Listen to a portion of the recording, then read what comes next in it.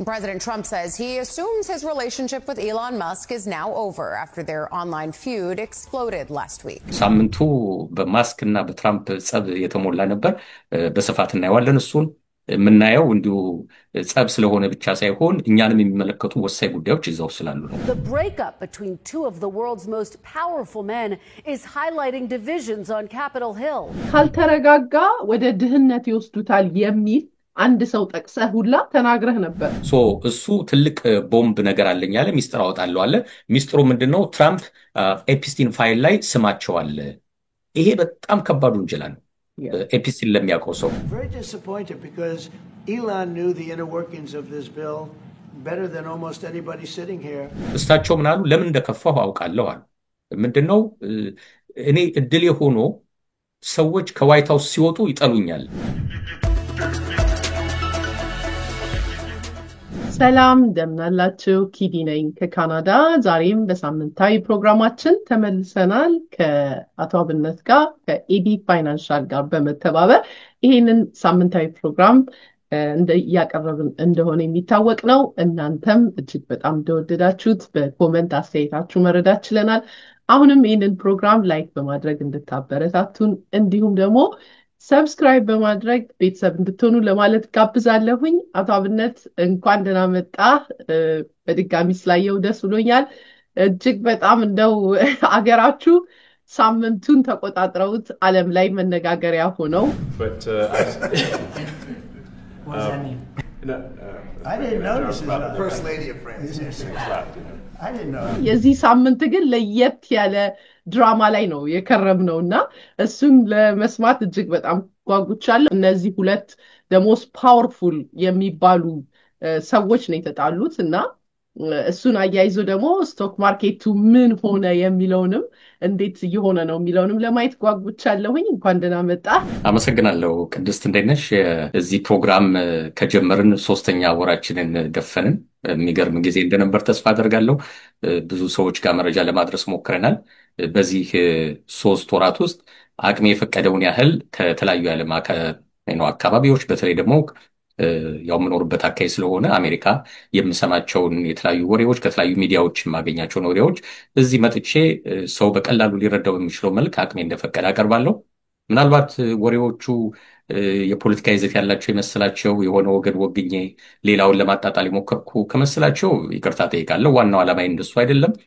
ጊዜው በጣም አሳሳቢ ጊዜ ነው፣ በተለይ ለኛ ለስደተኞች። አሁን ሰሞኑ እንዳየነው ኤለን ማስክ ላይ እንዳየነው ተሰደን የመጣነው ሰዎች የፈለግነውን ያህል ብንሆን ከዛ በኋላ አንድ ስትራይክ ነው የሚበቃን እኛን ከዚህ ሀገር ለማባረር። አሁን ኤለን ማስክ ላይ እየተደረገ እንዳለው እናባረው እየተባለ ስለሆነ ማለት ነው፣ ዲፖርት ይደረግ እየተባለ ስለሆነ ማለት ነው። እና ሁላችንም እዚህ ያለነው ተሰደን የመጣን ሰዎች መረጃ የሚያስፈልገን ጊዜ ነው። እኔም መረጃውን ማመጣበት ሚዲያ ላይ ስህተት ሊኖረው ይችላል። ዜናውን በማነብበት ጊዜ ስህተት ሊኖረው ይችላል። ዜናውን በመተነትንበት ጊዜ ልሳሳት እችላለሁ። ግን ከውስጤ ምንም የክፋት ኢንቴንሽን እንደሌለኝ ሰዎች እንዲረዱልኝ እፈልጋለሁ።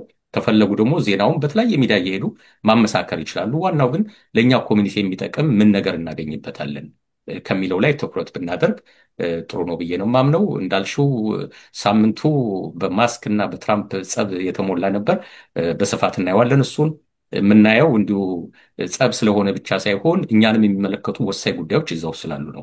ኤለን ማስክን ብቻ ሳይሆን ያው የተጣላው ለራሱ ሲል ቢሆንም ግረ መንገዱን ደግሞ እኛንም የሚመለከቱ ጉዳዮች ስላሉ ነው። በተጨማሪም ደግሞ በአሜሪካና በዓለም ዙሪያ የተለያዩ ወሬዎችን አንስተን መጀመሪያ በስቶክ ማርኬት እንጀምራለን እንደተለመደው። ከዛ በኋላ የተለያዩ ዓለም ወሬዎችን እናወራና በካናዳ በኩል እንወጣለን። መጨረሻም አንድ ለመንገድ በሚለው ፕሮግራም ማጠቃለያ አንድ ቁም ነገር እናስተላልፋለን። የዛሬው ቁም ነገር ክሬዲት ሲስተም ላይ ነው የምታተኩረው፣ ክሬዲት ስኮር ላይ። ሰሞኑን የወጣ አንድ ወሬ ያለ ስለ አሜሪካ ክሬዲት ስኮር በሚመለከት ምንድነው የተከሰተውና እኛ እስከዛ ምን አይነት ሌሰን መውሰድ እንችላለን፣ ምን አይነት ትምህርት መውሰድ እንችላለን፣ እንዴት አድርገን ክሬዲታችንን ማሻሻል ወይም መቀየር እንችላለን የሚለው ላይ መጠነኛ ትኩረት በማድረግ በአንድ ለመንገድ እንሰናበታለን። በዚህ መልክ ነው የዛሬው የተዘጋጀው። ቅድስት አብነት አገኘሁ ተሰማ እባላለሁ። የምኖረው ኖርዝ ቨርጂኒያ ነው። የቢዝነስ እና ፋይናንስ አማካሪ ነኝ። እንዲሁም በ29 ስቴቶች የላይፍ ኢንሹራንስ ኤጀንት ሆኜ ነው የምሰራው። ከዛ ውጭ ማራኪ በሚባል ካምፓኒ ብዙ ጓደኞቼ ጋር በጋራ እንሰራለን። ስልጠና ለመስጠት በተለይ ሰሞኑን በአማዞን ነው እሱ እየተማረልን ያለው። ከዛ ውጭ ስራ ለሚፈልጉ ሰዎች መረጃ እንሰጣለን። ማራኪ ጃብስ ዳትኔት ላይ ገብተው ማየት ይችላሉ። ዳትካም ሳይሆን ማራኪ ጃብስ ዳትኔት ላይ ገብተው የተለያዩ መረጃዎችን ማግኘት ይችላሉ።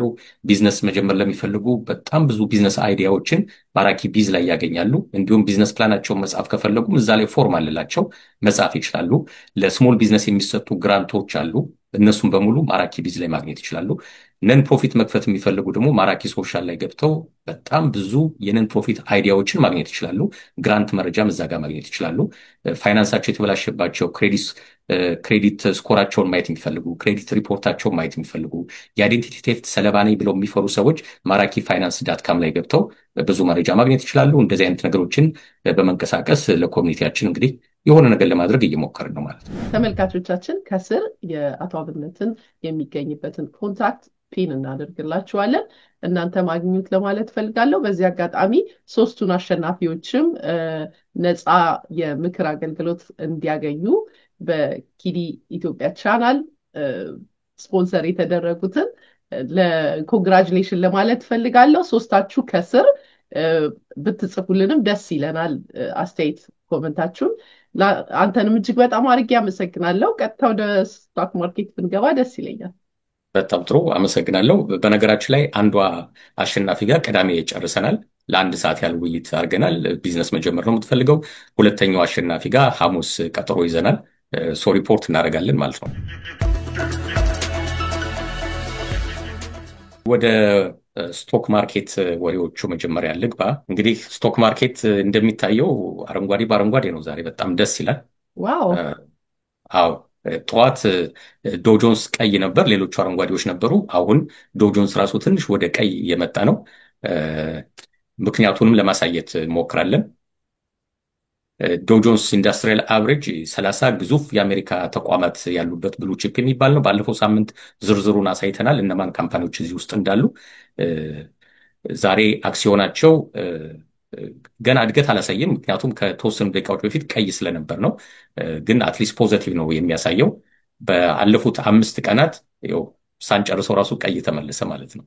ቅድምም ቀይ ስለነበረ ነው። በ5 ቀን ካየነው በ1.28% ጨምሮላቸዋል፣ ፖዘቲቭ ናቸው። በአንድ ወር ካየነው 3.66% ጨምሮላቸዋል። ዶው ጆንስ በአጠቃላይ ጥሩ እየተንሰራራ ነው። ምክንያቱም በዚህ ሰዓት በአጠቃላይ ስቶክ ማርኬቱን የሚጎዳ ብዙም ወሬ አልተወራም። አልፎ አልፎ የተወሩ ወሬዎች አሉ፣ ግን ተስፋ የሚሰጥበት ሌላ ትልቅ ነገር ዛሬ ስላለ ነው። ለንደን ዛሬ ሰኞ ነው እንግዲህ ሪከርድ የሚደረገው። ለንደን ቻይናና አሜሪካ ስብሰባ ተቀምጠዋል። ባለፈው ጄኔቫ ነበሩ ስብሰባ ያደረጉት ማለት ነው። የተወሰነ ስምምነት ተስማምተው ነው የተለያዩት። አትሊስት ለ90 ቀን ታሪፉን ፖዝ ለማድረግ ተስማምተው ነው የተለያዩት። ለአሜሪካ ደግሞ ትልቁ አሳሳቢ የነበረው ቻይና በአሜሪካ ደካማ ጎን ገብታ ሬር እርዝ ሜታል የሚባሉ ውድ ሚኔራሎችን ለዓለም በሙሉ አልሰጥም ብላ ነበር። አሜሪካ በጣም ትፈልጓለች። የአሜሪካ የጦር መሳሪያ አምራች ካምፓኒዎች አሉ፣ ቴክኖሎጂ የሚያመርቱ ቺፕ የሚያመርቱ አሉ። እነሱ በሙሉ እንደ ማግኔት አይነት ይህን ማቴሪያሎች ይፈልጋሉ። ከቻይና ተቋረጠባቸው። ስለዚህ አሜሪካ በዚህ ለ90 ቀን ፖዝ ቢደረግም በመሀል ግን ሬር እርዝ ሜታሉ ግን እንዲለቀቅላት አግባብታት ነበር ቻይናን ማለት። ነገር ግን ቻይና የሚፈልገውን ያህል አልሰጠቻትም። ስለዚህ እንደገና ትራምፕ ተናደዋል። ባለፈው ሳምንት በዜና መልክ አቅርበነው ነበር፣ ቻይና ቃሏን አላከበረችም በሚል። ዛሬ ግን እንግሊዝ ተገናኝተዋል ለንደን። እንደገና ድርድሩ ለመቀጠል ኦልሞስት ተቋርጦ ነበር። ድርድሩ ለመቀጠል ዛሬ ተገናኝተዋል። ብዙ የዓለም ካምፓኒዎች ተስፋ አድርገዋል አትሊስት የሆነ ጥሩ ነገር መስማማት እንደሚችሉ። በዛ መሰረት የስታንዳርድ ኤንድ ፑር እና የናስዳክ ስቶኮች እየጨመሩ ናቸው። የዶው ጆንስ ትንሽ መቀነስ ይታይበታል። አሁንም ትንሽ ቆይቶ ደግሞ እንደገና ሊነሳ ይችላል። ምክንያቱም ምናልባት ከሰዓት በኋላ ነው ዜናው ውጤቱ የሚታወቀው፣ ስብሰባው ካለቀ በኋላ። ምናልባት እኛ እዚህ ስቱዲዮ ላይ እያለን እየተመካከርን እያለ ዜናው ሊወጣ ይችላል። ያልተጠበቀ ሪያክሽን እዚህ ጋር ሊታይ ይችላል። በጣም አረንጓዴ ሆኖ ለማደግ ወይም ደግሞ ቀይ ሆኖ ስቶኮች በሙሉ የመውረድ እድልም ሊያጋጥማቸው ይችላል። ይሄ ፕሮግራም ፓብሊሽ ተደርጎ ዩቲዩብ ላይ ሲወጣ ሮብ ወይም ሐሙስ፣ ያኔ ዜናውን በሚሰሙበት ጊዜ የለውጡ ምክንያት የዛሬው ስብሰባ ውጤት እንደሆነ መገመት ይቻላል። ግን በሱ ብቻ መገመትም ይከብዳል። ዛሬ ከሰዓት በኋላ የሚመጣው ነገር አይታወቅም። ነገ የሚመጣው ነገር አይታወቅም። ያው የአሜሪካ ነገር በየቀኑ በየሳምንቱ እየተቀያየረብን ስለሆነ በዚህ መሰረት ዶው ጆንስ ኤኒዌይ ጥሩ ነገር እያሳየ ነው። ስታንዳርድ ኤንድ ፑር 500 ዛሬ በ0.17% አድጓል። ይህ ትልቅ ነገር አይደለም ማለት ወደ 1% ወደ 2% ሲያድጉ በጣም ደስ ይላል። ግን ትንሽ ናትቺ ቶሎ በአንድ ዜና ደግሞ መልሶ የመውደቅ ዕድል ሊያጋጥማቸው ይችላል። ግን አትሊስት ፖዘቲቭ ናቸው። ቀን ካየነው እነዚህ 500 የሚሆኑ ግዙፍ የአሜሪካ ተቋማት 1.29% አትርፈዋል በ5 ቀን ውስጥ። በአንድ ወር ካየነው 6.19% አትርፈዋል። በጣም ጥሩ ዜና ነው። ይሄ ፖዚቲቭ ነገር ናቸው። እየተንቀሳቀሱ ነው። ምክንያቱም ሰሞኑን የፕሬዚዳንት ትራምፕም የዋይት ሃውስም አጀንዳ በሙሉ ማስክ ላይ ስለነበር ሌሎችን ካምፓኒዎች አፌክት የሚያደርጉ ነገሮች ብዙም አልተደረጉ። በኋላ በዜና መልክ እናየዋለን። ትንሽ ካሊፎርኒያ አካባቢ ነው ትርምስምስ ያለ ነገር ያለው እንጂ በዓለም አቀፍ ደረጃ መግለጫ እየተሰጠ ወይም እንደዚህ አደርጋለሁ እያሉ ብዙም አልተናገሩም። ባለፈው ሳምንት ትንሽ አልሙኒየም እና ብረትን በሚመለከት ታሪፉ ጨምሯል። ከዛ ውጭ ጸጥ ያለ ነገር ነው ያለው። ስለዚህ ሌሎች ካምፓኒዎች በዚህ ግርግር ተጠቅመው ስቶካቸውም እያደገላቸው ነው፣ ተረጋግተው ስራቸውን እየሰሩ ነው። ስለዚህ ስታንዳርድ ሪፖርት ጥሩ ነው። ናስዳክን በምናይበት ጊዜ ዛሬ 0.40% ጭማሪ ያሳያል። እነዚህ እንግዲህ የቴክኖሎጂ ካምፓኒዎች ናቸው። ወደ 4000 የሚሆኑ ባንኮችም ኢንሹራንሶችም እዚህ ውስጥ ናቸው ያሉት። በ5 ቀን ካየነው 1.56% ጨምሮላቸዋል። በአንድ ወር ካየነው ኦልሞስት 9.36% ጨምሮላቸዋል። ጥሩ ነው፣ እየተንቀሳቀሱ ነው። ይሄ እንግዲህ በትሪሊየን ዶላር የሚያንቀሳቀሱ ካምፓኒዎች ናቸው። ማይክሮሶፍትን አፕልን እንኳን ብናየው ባለፈው ሳምንት አይተነዋል። 3 ትሪሊየን ዶላር የማርኬት ዋጋ ያለው ካምፓኒ ነው አፕል ማለት። እንዲሁ የአፕል ምን ያህል ጨመረ ብለን እንኳን ብናየው በ1% እንኳን ቢጨምር የ3 ትሪሊየን 1% ወይም እንደዛ አይነት ካልኩሌሽን እንኳን ብንሰራ በጣም ብዙ ብር እንዳገኙ ተስፋ እናደርጋለን። ምክንያቱም ስቶክ ማርኬት ማለት ካምፓኒዎች ገንዘብ የሚያገኙበት መንገድ ነው። ስቶክ ይሸጣሉ፣ አክሲዮን ይሸጣሉ። በዛ መሰረት እነሱ ገንዘብ ያገኛሉ። ገንዘቡን ለምን ይጠቀሙበታል? ፕሮጀክቶቻቸውን ያሰፉበታል፣ ምርቶቻቸውን ያሰፋሉ፣ አዳዲስ ሰራተኛ ይቀጥራሉ።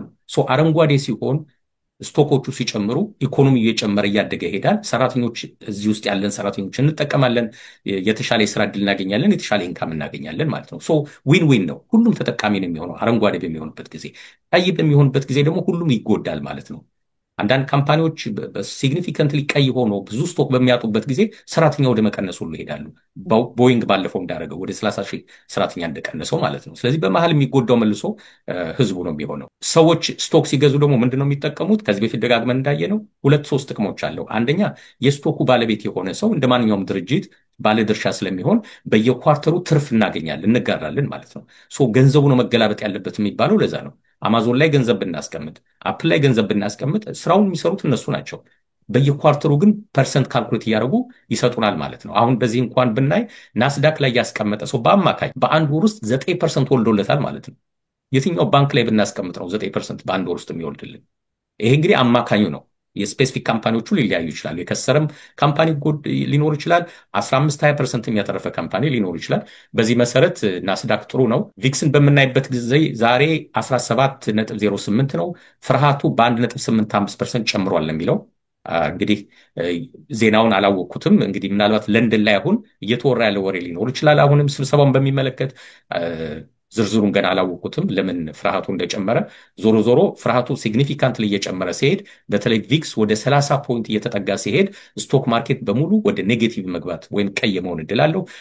ዶው ጆንስ እዚህ ላይ እንደምታዩ አሁን ተመልሶ አረንጓዴ ሆኗል። ስለዚህ እንደዚህ በየደቂቃው በየሰዓቱ ነው የሚቀየረው። ምንም የሚያስደነግጥ ነገር የለውም። ስቶክ ማርኬት ላይ ያሉ ሰዎች በኋላ እንዲያውም በዜና መልክ አንድ ጉዳይ እናያለን። የሚያስደነግጥ ነገር የለውም። በረጅም ጊዜ ነው የምናየው። በ5 ዓመት በ10 ዓመት ምን እደርሳለሁ ብለን ነው እንጂ የምናስበው ዛሬ ጠዋት ቀነሰ ከሰዓት ቀነሰ የሚለው ነገር መደናገጥ አያስፈልግም። ዜናዎችን እየተከታተልን ለውጥ ማምጣት ካለብንም ለውጥ ማምጣት እንችላለን ማለት ነው። አፕልን በምናይበት ጊዜ በሙሉ እንደምታየው የናስዳክ ካምፓኒዎች ፖዚቲቭ ናቸው። አፕል 0.29% ነው ጭማሪ የሚያሳየው ዛሬ። ጉግል 1.27% ጨምሮለታል። ማይክሮሶፍት 0.27% ጨምሮለታል። ሁሉም ፖዚቲቭ ናቸው። አማዞን 1.35%፣ ፌስቡክ 0.32%፣ ቴስላ 0.23 ጨምሮላቸዋል። አትሊስት ቴስላም እንኳን ፖዚቲቭ ሆኗል። ኤለን ማስክ ያን ያህል የተጣላ ግጭት ውስጥ እያለ ዛሬ ራሱ ፖዚቲቭ ሆኗል። እንግዲህ የወጡ ዜናዎች ይኖራሉ ከቻይናው ድርድር ጋር በተገናኘ። እንደገና ሮብ ደግሞ ዜና ይወጣል። የአሜሪካ ኢንፍሌሽን ሬት ሮብ ዕለት ነው የሚወጣው። የኢምፕሎይመንት ሬቱ ባለፈው ሳምንት አይ ቲንክ ተገልጾ ነበር። በየሳምንቱ እንደዚህ አይነት መረጃዎች ስለሚወጡ ሰዎች እሱን እየተከታተሉ ሪያክት ያደርጋሉ። ወደ ስቶክ ማርኬት ወደ ሬውተርስ ስንሄድ ስታንዳርድ ኤንድ ፑር 500 በቀኝ በኩል የሚታየው የአሜሪካው 6000 ነው የሚለው 0.01% ፖዚቲቭ ያሳያል። የአውሮፓም ስቶክ ፖዚቲቭ ነው በ0.18% ጨምሯል። የለንደን ስቶክ ትንሽ ኔጌቲቭ ነው 0.10% ቅናሽ ያሳያል።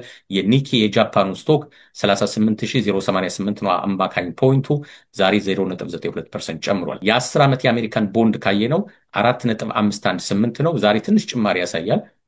ጀርመን 2.578 ትንሽ ጭማሪ ያሳያል።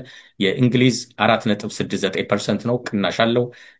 ጃፓን በ0.02% የ10 ዓመት ቦንድ ጨምሮላታል። ወለዶቹ እየጨመሩ ነው የነዚህ ሀገራት ወለዶች ማለት ነው። የአሜሪካ ዶላር በምናይበት ጊዜ በየሳምንቱ እየተዳከመ ነው ይሄድ ያለው። የእንግሊዝን ለምሳሌ ጋር ብናየው ከዩሮ ጋር ብናየው የዩሮ ለዶላር ሲቀየር 1.1413 ዩሮ ነው ለዶላር። ዛሬ የዩሮ ፓወር በ0.19% ጨምሯል። የፓውንድ የእንግሊዝ ፓውንድ በ0.19% ፓወር አግኝቷል፣ የበለጠ ዋጋው ጨምሯል። የጃፓን የን በ0.25% ጨምሯል። ኮሞዲቲዎች ጋር ስንሄድ ወርቅ ዛሬ ትንሽ ቅናሽ ያሳያል። ይሄ የሚጠበቅ ነው። ስቶክ ማርኬት በሙሉ አረንጓዴ በሚሆንበት ጊዜ የተሻለ ወለድ ያለው ስቶክ ስለሆነ ሰዎች ገንዘባቸውን ስቶክ ማርኬት ላይ ያስቀምጣሉ። ነገር ግን ስቶክ ማርኬት ኔጌቲቭ በሚሆንበት ጊዜ በሙሉ ቀይ በሚሆንበት ጊዜ ሰዎች ገንዘባቸውን እያሸሹ ወይ ቦንድ ላይ ወይም ወርቅ ላይ ነው የሚያስቀምጡት። ወርቅ አሁንም 3320 ነው። በጣም ርካሽ የሚባል ነገር አይደለም። የዛሬ 2 ዓመት ወደ 2100 2200 ነበር። እንግዲህ በአመት በ2 ዓመት ውስጥ ወደ $1000 በአንድ ኦውንስ ጨምሯል ማለት ነው። ዛሬ በአንድ ኦውንስ 3320 ነው። ትንሽ ቅናሽ አለው። ነዳጅ 66 ከ90 ነው። ባለፈው ሳምንት 65 አካባቢ ነበር። ከሁለት ሳምንትም በፊት 65 ነበር በአንድ በርሚል የሚሸጠው። ይሄ ብሬንት ክሩድ ኦይል የሚባለው የአሜሪካ ነዳጅ ነው። ዛሬ ብቻ በ0.65% ጭማሪ ያሳያል። ዋናዎቹ የስቶክ ዜናዎች እነዚህ ነው እና መልካም ወደ ዜናዎቹ ብንገባ ደስ ይለኛል። በጣም ጥሩ። እንግዲህ በጣም ብዙ ወሬዎች ናቸው ያሉን። አድማጮች በትዕግስት እንዲጠብቁን አስቀድሜ በትህትና ጠይቃለሁ። በተለይ መጨረሻ ወሬ ጥሩ ነው፣ ስለ ክሬዲት ሲስተም ስለሆነ በተለይ አሜሪካና ካናዳ ያላችሁ ሰዎች ትጠቀሙበታላችሁ ብዬ ተስፋ አደርጋለሁ። ወደ ወሬዎቻችን ስንሄድ ያው ዋናዎቹ የዚህ ሳምንት ወሬዎች 2 ናቸው። በተለይ አሜሪካ ላይ አንደኛውና ብሬኪንግ ኒውሱ ሎስ አንጀለስ ላይ የተጀመረው ብጥብጥ ነው። ከአርብ ጀምሮ ነው የተጀመረው። የአይስ ፖሊሶች በተለይ እንደ ሆም ዴፖ ቦታዎች ስፓኒሾች በብዛት የሚሄዱበት ቃለ መግዛት ኮንስትራክሽን ላይ በብዛት ስላሉ እነሱን ለመያዝ ነው እዛ ሄዱት እና ስፓኒሾች በብዛት ይገኙበታል የሚባሉ ቦታዎች ላይ አጥምደው እየጠበቁ ነበር። የነሱን መኪናዎች ያዩ የሎስ አንጀለስ ሰዎች ድንጋይ መወርወር ጀመሩ፣ አመጽ ማድረግ ጀመሩ፣ ሰላማዊ ሰልፍ መውጣት ጀመሩ።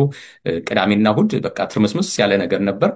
ትናንትና እሁድ ፕሬዚዳንት ትራምፕ 2000 የሚሆኑ የካሊፎርኒያ ናሽናል ጋርድ ወይም ብሔራዊ ዘብ የሚባሉ ወታደሮች እንዲሰማሩ እና የሎስ አንጀለስን ከተማ ጸጥታ እንዲያስጠብቁ ትእዛዝ ሰጥተዋል።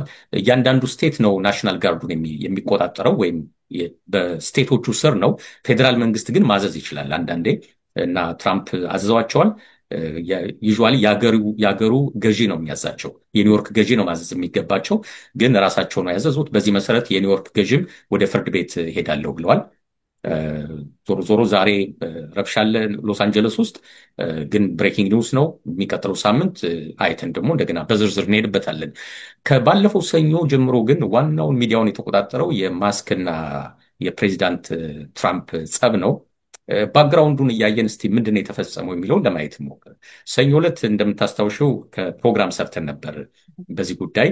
እንዲያውም የስንብት ዝግጅት እንደተደረገ ለኤለን ማስክ የዋይት ሃውስ ቁልፍ በወርቅ የተሰራ ቁልፍ እንደተሰጠው እንዲያውም ኒውዮርክ ታይምስ ጋዜጣ ዜና አውጥቶ ነበር። ወደ 20 ድራጎችን እንደሚወስድ፣ አንዳንድ እርስ በርስ የሚጋጩ ድራጎችን እንደሚወስድ ሁሉ በዜና መልክ አቅርበን ነበር።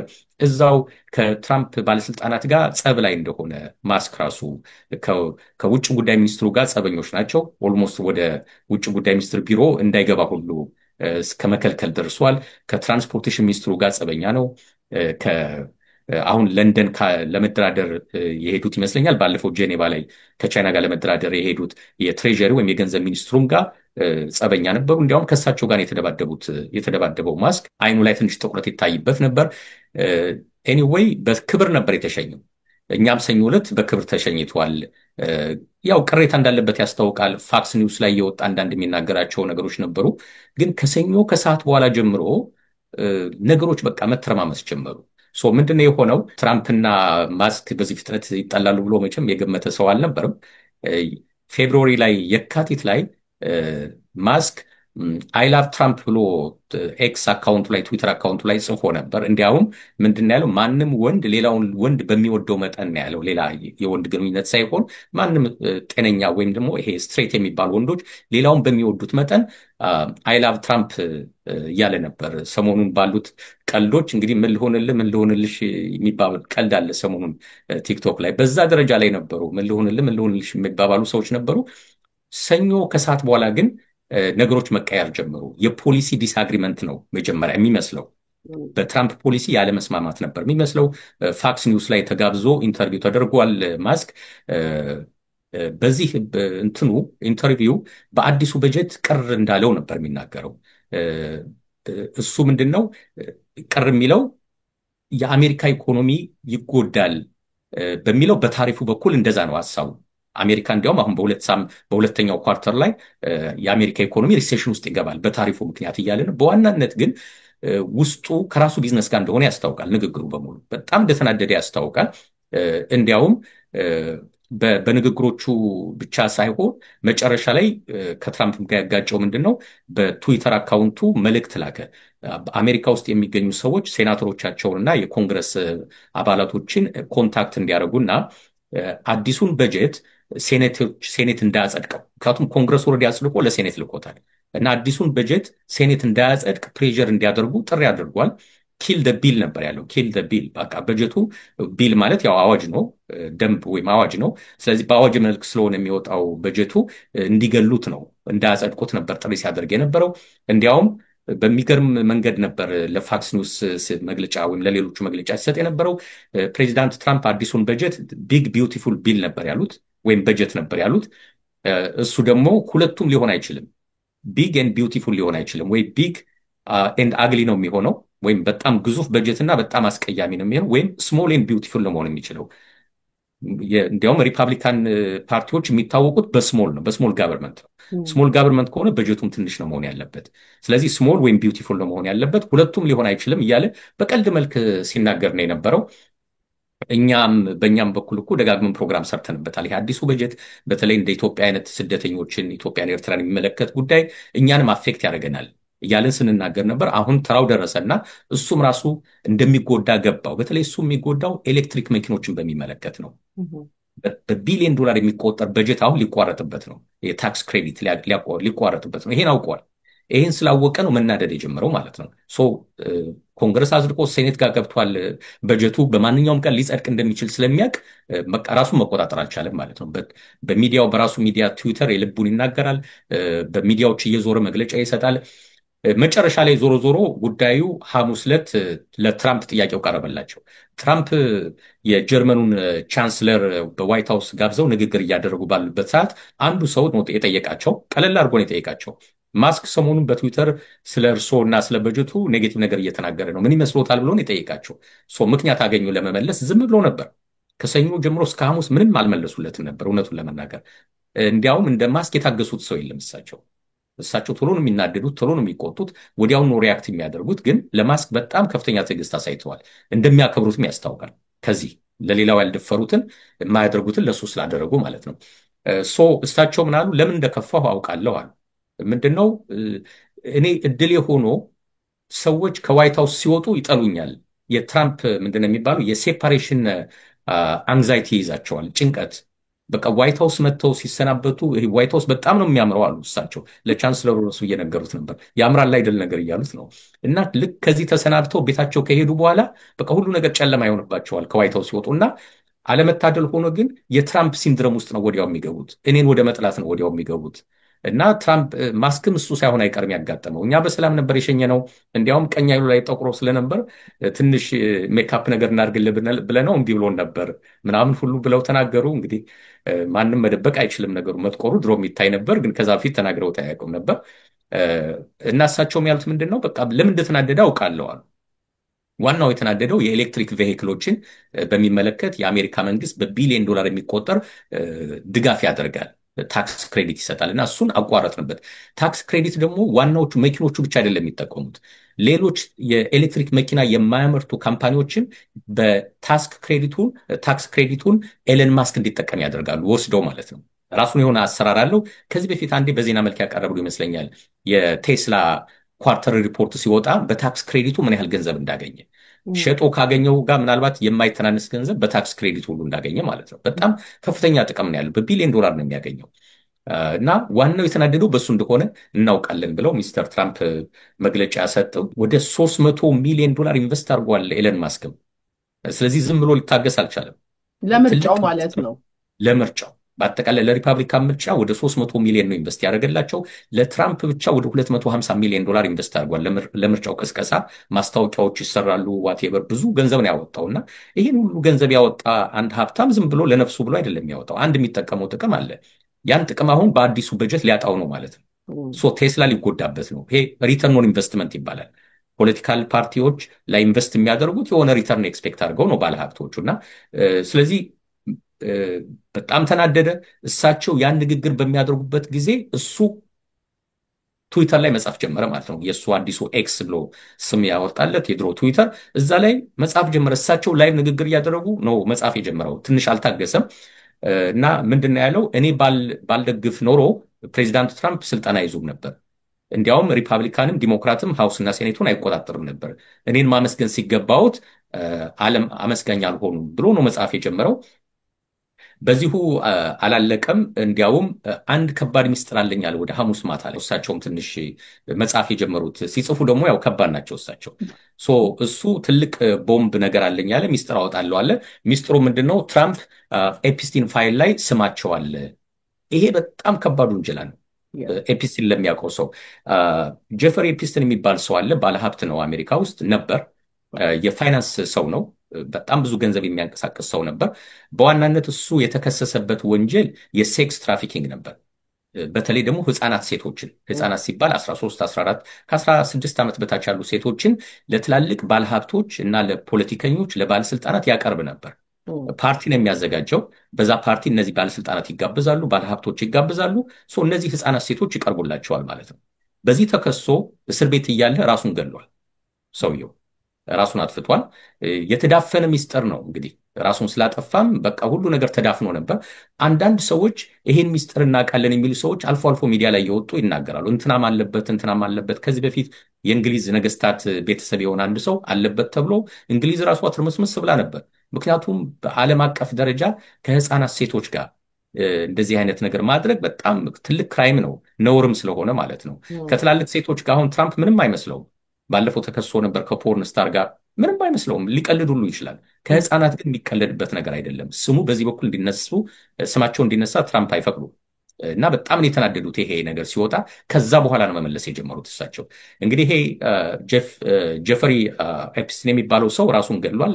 ነገር ግን ከዛ በኋላ ትራምፕ ስልጣን ከወጡ በኋላ መጀመሪያ የፈረሙት አንድ ፊርማ ነበረች፣ ኤክስኪዩቲቭ ኦርደር፣ የኤፕስቲን ፋይል ለህዝቡ ለፓብሊክ እንዲወጣ የሚል ኤክስኪዩቲቭ ኦርደር ፈርመዋል። ለምን እንደፈረሙ ራሱ አይታወቅም። ምክንያቱም የተዳፈነ ሚስጥር ነው። ለምንድን ነው ህዝቡ እንዲያውቀው የፈለጉት? ነገር ግን የአሜሪካ አዲሱ አቃቢ ህግ ይሄን ሚስጥር እስካሁን አላወጣቸውም። ፋይሉን ፓብሊክ አላረገችውም ሙሉ በሙሉ ማለት ነው። ለምንድን ነው የተዳፈነው? አሁንም ፕሬዚዳንቱ ፈርመውበታል። አቃቢ ህጓ ለምንድን ነው ያላወጣቸው ሲባል ሁለት ሰዎች የተለያየ መግለጫ የሚሰጡ ነበሩ። አንደኛው ዳን ቦንጊኖ የሚባሉ ሰው ናቸው። ፋክስ ኒውስ ላይ በተደጋጋሚ እየመጡ ያብራሩ ነበር። ውሸት ነው፣ ራሱን አልገደለም፣ ሚስጥሩ እንዲዳፈን ተብሎ ነው የተገደለው እያሉ የሚያወሩ ሰው ነበሩ። ሁለተኛው ይሄ ሰውዬ በአሁኑ ሰዓት ሀሳባቸውን ቀይረው ራሳቸው ነው ኤፕስቲን ራሱን የገደለው ማለት ጀምረዋል። ምክንያቱም አሁን በፕሬዚዳንት ትራምፕ የኤፍቢአይ ምክትል ዳይሬክተር ሆኖ ተሾመዋል። ስለዚህ ያዩት ነገር ይኖራል። ምን እንደሆነ አይታወቅም። እስከዛሬ ድረስ በተደጋጋሚ ሚዲያ ላይ እየቀረቡ ሲናገሩ የነበሩትን ሀሳባቸውን ሰርዘው በቃ ስለዚህ ጉዳይ ማውራት አያስፈልግም፣ ራሱን ነው የገደለው የሚል ሰሞኑንም ስለሱ ጉዳይ ሲናገሩ ነበር። ሌላው ካሽ ፔታል ነው። እሱም ራሱን ነው የገደለው የሚለውን አልቀበልም ሲል የነበረ ሰው ነው። የህግ ባለሙያ ነው፣ ትልቅ ሰው ነው። በአሁኑ ሰዓት ደግሞ ራሱን ነው የገደለው የሚል መግለጫ መስጠት ጀምሯል። እሳቸው ደግሞ የኤፍቢአይ ዳይሬክተር ሆነው ተሾመዋል በፕሬዚዳንት ትራምፕ። ማስክ አንድ የሆነ የተረዳው ነገር ቢኖር ነው ብሎ ነው ሰዎች የሚገምቱት። እነዚህ ሰዎች በሙሉ ስልጣን ከያዙ በኋላ ሀሳባቸውን ለምንድን ነው የቀየሩት? የኤፕስቲን ፋይል እንዳይወጣ የሚፈልጉት ለምንድን ነው? ከጠቅላይ አቃቢ ሕጓ ጀምሮ መጀመሪያ ፕሮሚስ አድርጋ ይወጣል ያለችው እንግዲህ 3 ወር 4 ወር ሆኖታል። አሁን ፕሬዚዳንቱም ስልጣን ከያዙ ነው 6 ወር አለፈው። ጃንዋሪ ላይ ነው የያዙት። አሁን ጁን ገብተናል። እንግዲህ ለምንድን ነው ያላወጣችው? ማስክ ይሄን ነው አድቫንቴጅ መውሰድ የፈለገው እና ከምንም ከሴኔት ላይ ከቀረበው ህግ ጋር በማይገናኝ ሁኔታ በአንዴ ቦምብ አወርዳለሁ አለና በቃ ትራምፕ እዛ ውስጥ አሉ አለ። እሳቸው ያኔ በጣም ተናደዱ። የራሳቸውን ትሩዝ አካውንት የሚባል አለ፣ እዛ ላይ መጻፍ ጀመሩ። እሳቸው እንግዲህ መጻፍ የጀመሩት ምንድን ነው? ለዚህ ሁሉ ተጠያቂው ባይደን ነው ያሉት። ከባይደን ጋር ያገናኙት ለምንድን ነው? ኤለን ማስክ እንደዚህ አናቴ ላይ የወጣው በጣም ሀብታም የሆነው በቢሊዮን ዶላር የሚቆጠር ግራንትና ድጋፍ ወይም ደግሞ ኮንትራቶችን ከአሜሪካ መንግስት ሲያገኝ ስለቆየ ነው። በተለይ ስፔስ ኤክስ እና ቴስላ በቢሊዮን ዶላር የሚቆጠር ድጋፍ ከአሜሪካ መንግስት ያገኙ ነበር። ይህን ሁሉ ገንዘብ ባያገኝ ኖሮ እንደዚህ አይቀብጥብኝም ነበር፣ እኔን የመሰለ ሰው አይደፍረኝም ነበር ብለው ነው የተናደዱት እሳቸው። እና ባይደን ነው ተጠያቂው በሚል ነው የጀመሩት። እንግዲህ ዞሮ ዞሮ ወደ ባይደን ተመልሰዋል። ለሁሉም በዚህ ምልልስ ውስጥ ሐሙስ ከሰዓት በኋላ ስቶኩ በከፍተኛ ሁኔታ ቀንሶ የቴስላ ስቶክ በ14% ነው የቀነሰው በአንድ ቀን ውስጥ ሐሙስ ብቻ። ያ ማለት በገንዘብ ሲመነዘር 143 ቢሊዮን ዶላር ነው ቴስላ ሉዝ ያደረገው በአንድ ቀን ብቻ። ያው እንግዲህ በለፈለፉ ባፍ ይጠፉ ነው። ያችን ነገር ባይናገር ኖሮ 143 ቢሊዮን አይከስርም ነበር። እንግዲህ 143 ቢሊዮን ምን ያህል እንደሆነ የሚያውቅ ሰው መቼስ መገመት ይችላል። ቴስላ ምን ያህል እንዳጣ፣ ከዛ ውስጥ ደግሞ ኤለን ማስክ ራሱ ምን ያህል ብር እንዳጣ ማለት ነው። ዞሮ ዞሮ ትራምፕ መግለጫ ሰጡ። እንዲያውም ምርመራ እንደገና እናደርጋለን፣ ለኤለን ማስክ የተሰጡ ፕሮጀክቶች እንደገና እንመረምራለን፣ ካንስል እናደርጋቸዋለን፣ እንሰርዛቸዋለን የሚል ነገር። እንዲያውም አንዳንድ ሰዎች ሴናተሮች ወይም ደግሞ ይሄ አክራሪ የሚባሉ ሪፐብሊካን ጥሪ ማድረግ ጀምሩ። 2 ከባድ ጥሪዎች። አንደኛው ማስክ ላይ ኢንቨስቲጌሽን ይጀመር፣ ምርመራ ይጀመር። የሚሰራቸው ስራዎች ብዙ አስቸጋሪ ነገሮች ስላሉ ማለት ነው። ያው ማስክን የሚያውቅ ያውቃል። ሁለተኛው ነገር ምንድነው? ዲፖርት ይደረግ የሚል ዘመቻ ተጀመረበት። ምክንያቱም ሰውየው አሜሪካዊ አይደለም፣ በዜግነት አሜሪካዊ ነው። እንደሚታወቀው ግን መነሻው ሳውዝ አፍሪካ ነው። ከሳውዝ አፍሪካ ካናዳ ነው በ16 ዓመቱ አካሄደው። ካናዳ ትምህርቱን ጨርሶ ለዩኒቨርሲቲ ትምህርት ፔንሲልቬኒያ መጣ ማስክ። ፔንሲልቬኒያ የመጀመሪያውን ጨርሶ ፒኤችዲ ለ2 ሳምንት ፒኤችዲ ትምህርት ከጀመረ በኋላ ትምህርት ቤት መሄድ አቆመ። ቪዛው የትምህርት ቪዛ ነው፣ ግን ትምህርቱን አቋርጦ እዚሁ ቢዝነስ ጀመረ። መጨረሻ ላይ ብቻ 5 ዓመት ቆይቶ ዋቴቨር ዜግነቱን ያዘ። ይሄ እንደገና ይታይልን ማለት ጀመሩ ሪፐብሊካኖች። ይሄን ፕሮሰስ እንዴት አልፎ ነው የአሜሪካ ዜጋ ሊሆን የቻለው? ከስቱደንት ቪዛ እንዴት ወደ ዋና ዜግነት ሊመጣ ቻለ የሚል ይታይልን። እንግዲህ ያው አሳ ጎርጓሪ ዘንዶ ያወጣል እንደሚባለው በቃ ኢንቨስቲጌሽን ጀመሩበት ሪፐብሊካኖች። ጭራሽ በቃ የሆነ ያታለለው ነገር አለ እና ይባረር ማለት ጀመረ። ምክንያቱም አሜሪካ ተወልዶ ያደጉ ልጆች ከሆኑ አይባረሩም። የት ይሄዳሉ? ሌላ ሀገር ስለሌላቸው። ወንጀለኛ እንኳን ቢሆኑ ወደ እስር ቤት ነው የሚሄዱት። ተሰደን የመጣን ሰዎች ግን የዜግነት ፎርም ሲሞላ አንድ ሰው ማስክም ፎርሙ ሞልቶ ነው የሞላው። ብዙ ጥያቄዎች አሉ። እዛ ጥያቄ ላይ አንድ ነገር እንኳን በስህተት ከሞላ ተሳስተሃል ብቻ አይደለም የሚባለው፣ ዋሽተሃል ተብሎ ማባረር ይቻላል ከፈለጉ እነሱ። ስለዚህ አሁን ያችን አፕሊኬሽን ፎርም ማየት ይጀምራሉ ማለት ነው። የሞላትን ፎርም ማየት ይጀምራሉ። እዛች ውስጥ አንድ ነገር ካዩበት በዛን ወቅት አፕሊኬሽን ፎርሙን ስትሞላ የዋሻሃት ነገር ስላለች ብለው ሊያባሩት ይችላሉ ማለት ነው። እሱም ዘመቻ ተጀምሮበታል። ማስክም በዚህ አልፎ አልተቀመጠም። ማስክ ምንድን ነው ያለው? እንደዛ የምታደርጉ ከሆነ እንዲያውም ፕሬዚዳንት ትራምፕ ስታርሊንክን ካንሰል እናደርጋለን ፕሮጀክቱን ስላሉት፣ ያ ማለት 19.7 ቢሊዮን ዶላር ነው ከአሜሪካ መንግስት የተቀበለው ከሳተላይት ጋር የተገናኙ ስራዎችን ለአሜሪካ መንግስት ለመስራት ማለት ነው። ይሄን ገንዘብ ሊያጣ ነው ማለት ነው። እሱ ብቻ አይደለም። ባለፈው ዜና እንዳወራ ነው አዲሱ በጀት የአሜሪካ በጀት ከጸደቀ በሚቀጥሉ ዓመት ወደ 172 ቢሊዮን ዶላር ለጎልደን ዶም የሚባሉ ለመስራት ነው በጀቱ።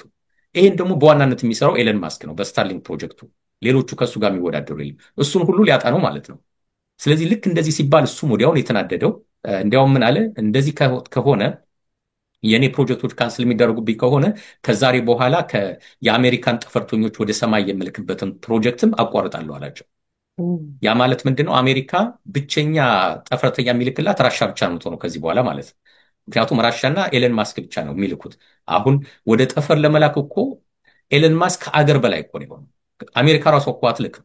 በኤለን ማስክ በኩል አሁን እየላከች ያለችው እና ብቻውን ራሱ ከራሻ ጋር መወዳደር የሚችል ሰው በጣም ከባድ ስራ ውስጥ ነው ያለው የሚሰራው ማለት ነው።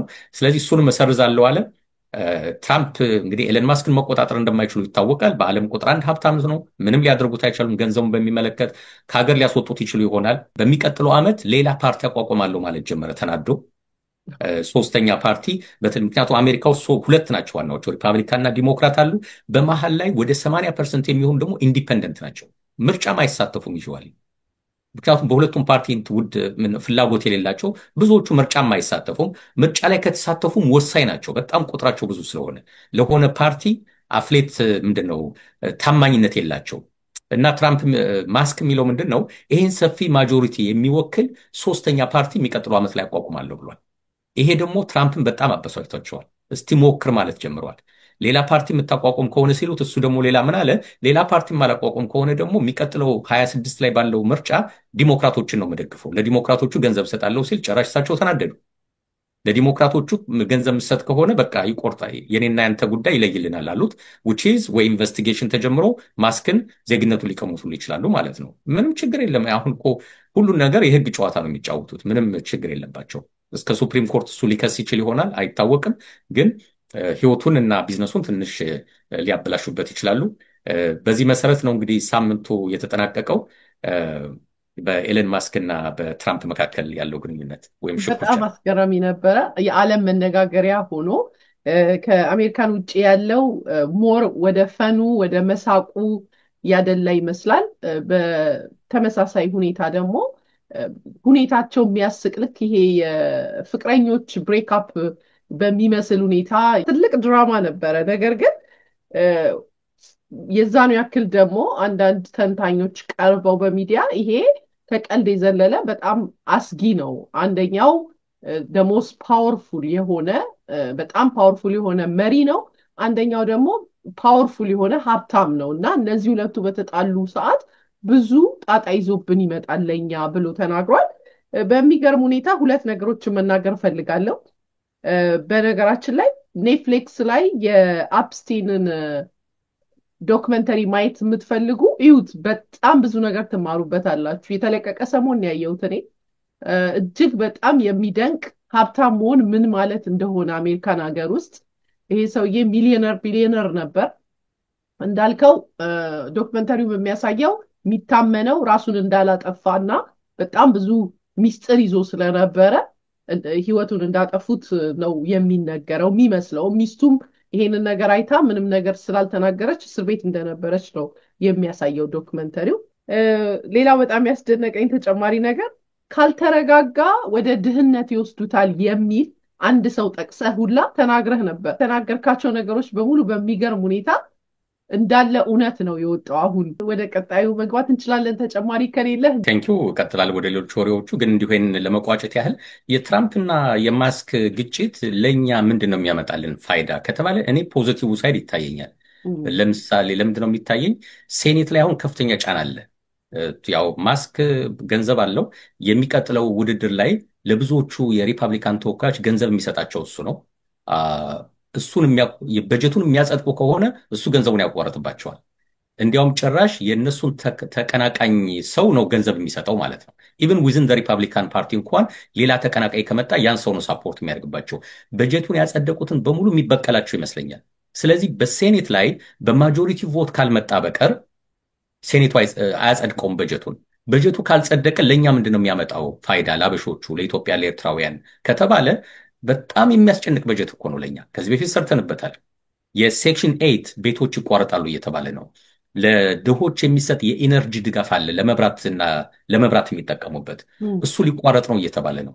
ለስሞል ቢዝነስ የሚሰጥ በጀት አለ፣ ስሞል ቢዝነስ እንዲጀምሩ ብድር የሚሰጥ ማይክሮ ሎን ፕሮግራም የሚባል የፌዴራል መንግስት እሱ ይቋረጣል የሚቀጥለው ዓመት ላይ።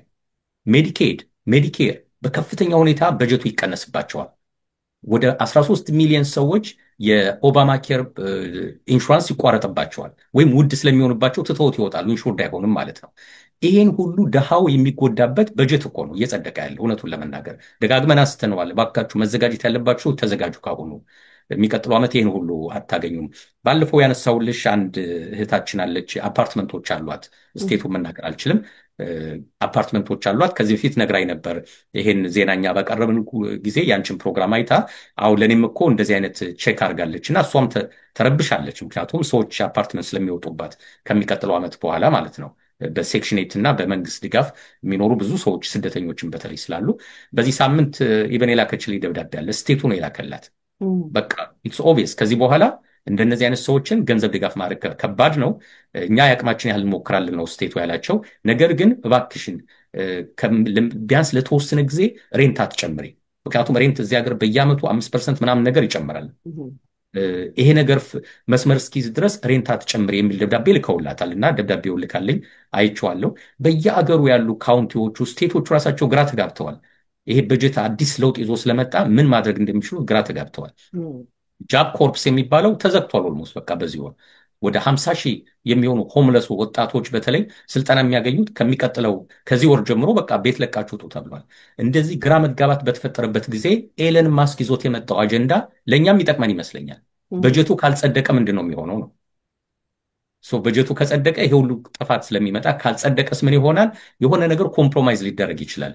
ሜይ ቢ እንግዲህ ሌሎቹ እኛ ላይ ዳሃው ላይ ያለው እንደተጠበቀ ሆኖ የኤለን ማስክን ብቻ የሚያላሉለት ከሆነ እሱ ያው የራሱን ገንዘብ ስለሆነ የሚያየው ሊቀበላቸው ይችላል። ግን ውጤቱን የምናየው ይሆናል። ወደ ሌሎቹ ዜናዎችን ሄድ አሜሪካን በሚመለከት ያው ትራምፕ 50% በዚህ ባለፈው ሳምንት ጭነዋል። ኢኮኖሚስት እንዳለው የ50% ታሪፍ በብረትና አልሙኒየም ላይ ነው የጫኑት። በዚህ እንግዲህ የሚጎዱት እነማን ናቸው? ቻይና፣ ካናዳ፣ ሜክሲኮ በጣም ይጎዳሉ። ምክንያቱም በጣም ብዙ ብረት እና አልሙኒየም ከካናዳ ወደ አሜሪካ ይገባል። እንግሊዝ ብቻ ናት የተረፈችው። ባለፈው ከእንግሊዝ ጋር ተስማምተናል ስላሉ እንግሊዝ ላይ 25% ይሆናል። ኢኮኖሚስት እንደዘገበው የአውሮፓ ኢንፍሌሽን የአውሮፓ ዞን በአጠቃላይ ኢንፍሌሽን 1.9% ሆኖ ተመዝግቧል። በሜይ ወር ባለፈው ወር ማለት ነው። ባለፉት ተከታታይ 3 ዓመታት ከ2% በላይ ነበር የአውሮፓ ኢንፍሌሽን። አሁን ለመጀመሪያ ጊዜ 1.9% ገብቷል ነው የተባለው። የአውሮፓ ሴንትራል ባንክ ነው ይሄን ያወራው። ባለፈው ሳምንት እንዳነሳ ነው በዓለም አቀፍ ደረጃ እንደ መግባባት 2% ከቶፍ ፖይንት ናት። በቃ ኢንፍሌሽኑ ከ2% በላይ ከሆነ ጥሩ አይደለም፣ ከ2% በታች ከሆነ ጥሩ ነው። ምንም የተለየ የኢኮኖሚክ ቲዎሪ ኖሮት አይደለም። ግን የዲፕሬሽኑ ጊዜ 1930ዎቹ አካባቢ የአሜሪካ ሴንትራል ባንክ እንደ አቋም ያዘውና እስቲ እንሞክር ከ2% ለማውረድ ሞክር ተባለ። በዛው ጸና። የአውሮፓም በዛ መሰረት ሄደው ባለፈው ወር 1.9% ገብቷል። በ3 ዓመት ውስጥ ለመጀመሪያ ጊዜ ከ2% በታች ሆኖልናል ብለው ደስተኛ ሆነዋል። ወደ ኤለን ማስክ አሁንም ልመለስ። ኤለን ማስክ ካሉት ካምፓኒዎች ውስጥ አንዱ የአርቲፊሻል ኢንቴሊጀንስ ካምፓኒ አለው። XAI የሚባል ማለት ነው። ያው እሱ ሁሉ ነገር ኤክስ ነው። ትዊተሩንም ኤክስ ብሎታል። ወደ ሰማይ የሚልከውንም ስፔስ ኤክስ ነው የሚለው። ይሄኛውም የአርቲፊሻል ኢንቴሊጀንስ ካምፓኒው XAI ነው የሚባለው። ባለፈው ኤክስ የተባለውን የትዊተር ካምፓኒውን ባለቤትነቱን ለXAI ሰጥቶታል። ይሄ አርቲፊሻል ኢንቴሊጀንስ በሚገርም ሁኔታ እያደገ የመጣ የኤለን ማስክ አንድ ትልቅ ፕሮጀክት ነው። አንዱ የሚያስፈራው ነገር ምንድን ነው? ዶጅ በሚባለው ፕሮጀክቱ የተለያዩ የመንግስት ቢሮዎችን መረጃ እየሄደ ሲሰበስብ ነበር። እነዛን ሁሉ መረጃዎች ለራሱ አርቲፊሻል ኢንቴሊጀንስ ፊድ እያደረገው ነው። ይጣራልን እያሉ ኢቨን ኮንግረሱ ላይ ያሉት ዲሞክራቶች እየከሰሱ ነበር። ምንድን ነው የሚያደርገው ይህን መረጃ? ምክንያቱም አሜሪካ ውስጥ ያለው ህዝብ በሙሉ ስማችን፣ አድራሻችን፣ ሶሻል ሴኩሪቲ ቁጥር በሙሉ ከታክስ ባለስልጣን ከምናም በሙሉ ወስዶታል። እሱ የት ነው ያስቀመጠው? አንዳንድ ያኔ የወጡ የዛሬ 2 ወር ሲወራ የነበረው ምንድን ነው? ለራሱ አርቲፊሻል ኢንቴሊጀንስ እንትን ፊድ እያደረገው ነው፣ መረጃውን እያስገባ ነው። የእኛን መረጃ ፕሮሰስ አድርጎ ምን እንደሚያደርገው እናያለን እንግዲህ ከተወሰኑ ዓመታት በኋላ ማለት ነው። እና ይሄ ካምፓኒ በስፋት እያደገ ነው። አሁን $113 ቢሊዮን ዋጋ ያለው ካምፓኒ ሆኖለታል። በጣም ትልቅ ካምፓኒ ነው። እሱ የያዘው ፕሮጀክት ትላልቅ ነው። ይዟል በጣም ብዙ $ቢሊዮን ያላቸውን ፕሮጀክቶች ነው የሚያንቀሳቀሰው። የዛሬ 10 ዓመት 20 ዓመት ዓለምን መቆጣጠር የሚችሉ ፕሮጀክቶች ውስጥ ነው እየገባ ያለው። እንግዲህ በሙሉ የአሜሪካንን መረጃ ከያዘ ምን እንደሚያደርግ መገመት ስለሚከብድ በዚህ ሳምንት ውስጥ ገንዘብ ፈልጋለሁ ብሏል። ይሄ ኤአይ የአርቲፊሻል ኢንቴሊጀንስ ካምፓኒው ገንዘብ ፈልጋለሁ ብሏል። እንግዲህ ደጋግመን እንደምናውቀው የቢዝነስ ካምፓኒዎች ገንዘብ የሚያገኙት በሁለት መንገድ ነው። አንደኛው ዴት ወይም ደግሞ ብድር በመውሰድ ነው፣ ወይም ደግሞ ቦንድ በመሸጥ ነው። በሶስትን በለው። አንደኛው ከባንክ ብድር በመውሰድ ነው፣ ሁለተኛው ቦንድ በመሸጥ ነው፣ ሶስተኛው ስቶክ በመሸጥ ነው። ስለዚህ በዚህ ሳምንት ግን ከቦንድ እና ከስቶክ ነው ገንዘብ ፈልጋለሁ ያለው። ቦንድን በሚመለከት $5 ቢሊዮን ኮርፖሬት ቦንድ እሸጣለሁ ብሏል። ሜይ ቢ የዛሬ 10 ዓመት ከፍላችኋለሁ ነው። ባለፈው ቅድምም ስለ አሜሪካ ቦንድ እያወራን ነበር። በ10 ዓመት የሚከፍለን ከሆነ በየ6 ወሩ 4.9% ካልኩሌት እያደረገ ወለድ ይሰጠናል። በ10ኛው ዓመት ገንዘቡን መልሶ ይሰጠናል። ካምፓኒዎችም ቦንድ በመሸጥ እንደ መንግስታት ገንዘብ ያገኛሉ። ኤለን ማስክ በዚህ ሳምንት ውስጥ ለXAI ለሚባለው ካምፓኒው $5 ቢሊዮን ቦንድ እሸጣለሁ ብሏል። እንዲሁም ደግሞ ስቶክን በሚመለከት $300 ሚሊዮን ዋጋ ያለው ስቶክ ለገበያ ያቀርባለሁ ብሏል። ስቶክ በመሸጥ እና ቦንድ በመሸጥ ገንዘብ እፈልጋለሁ ብሏል።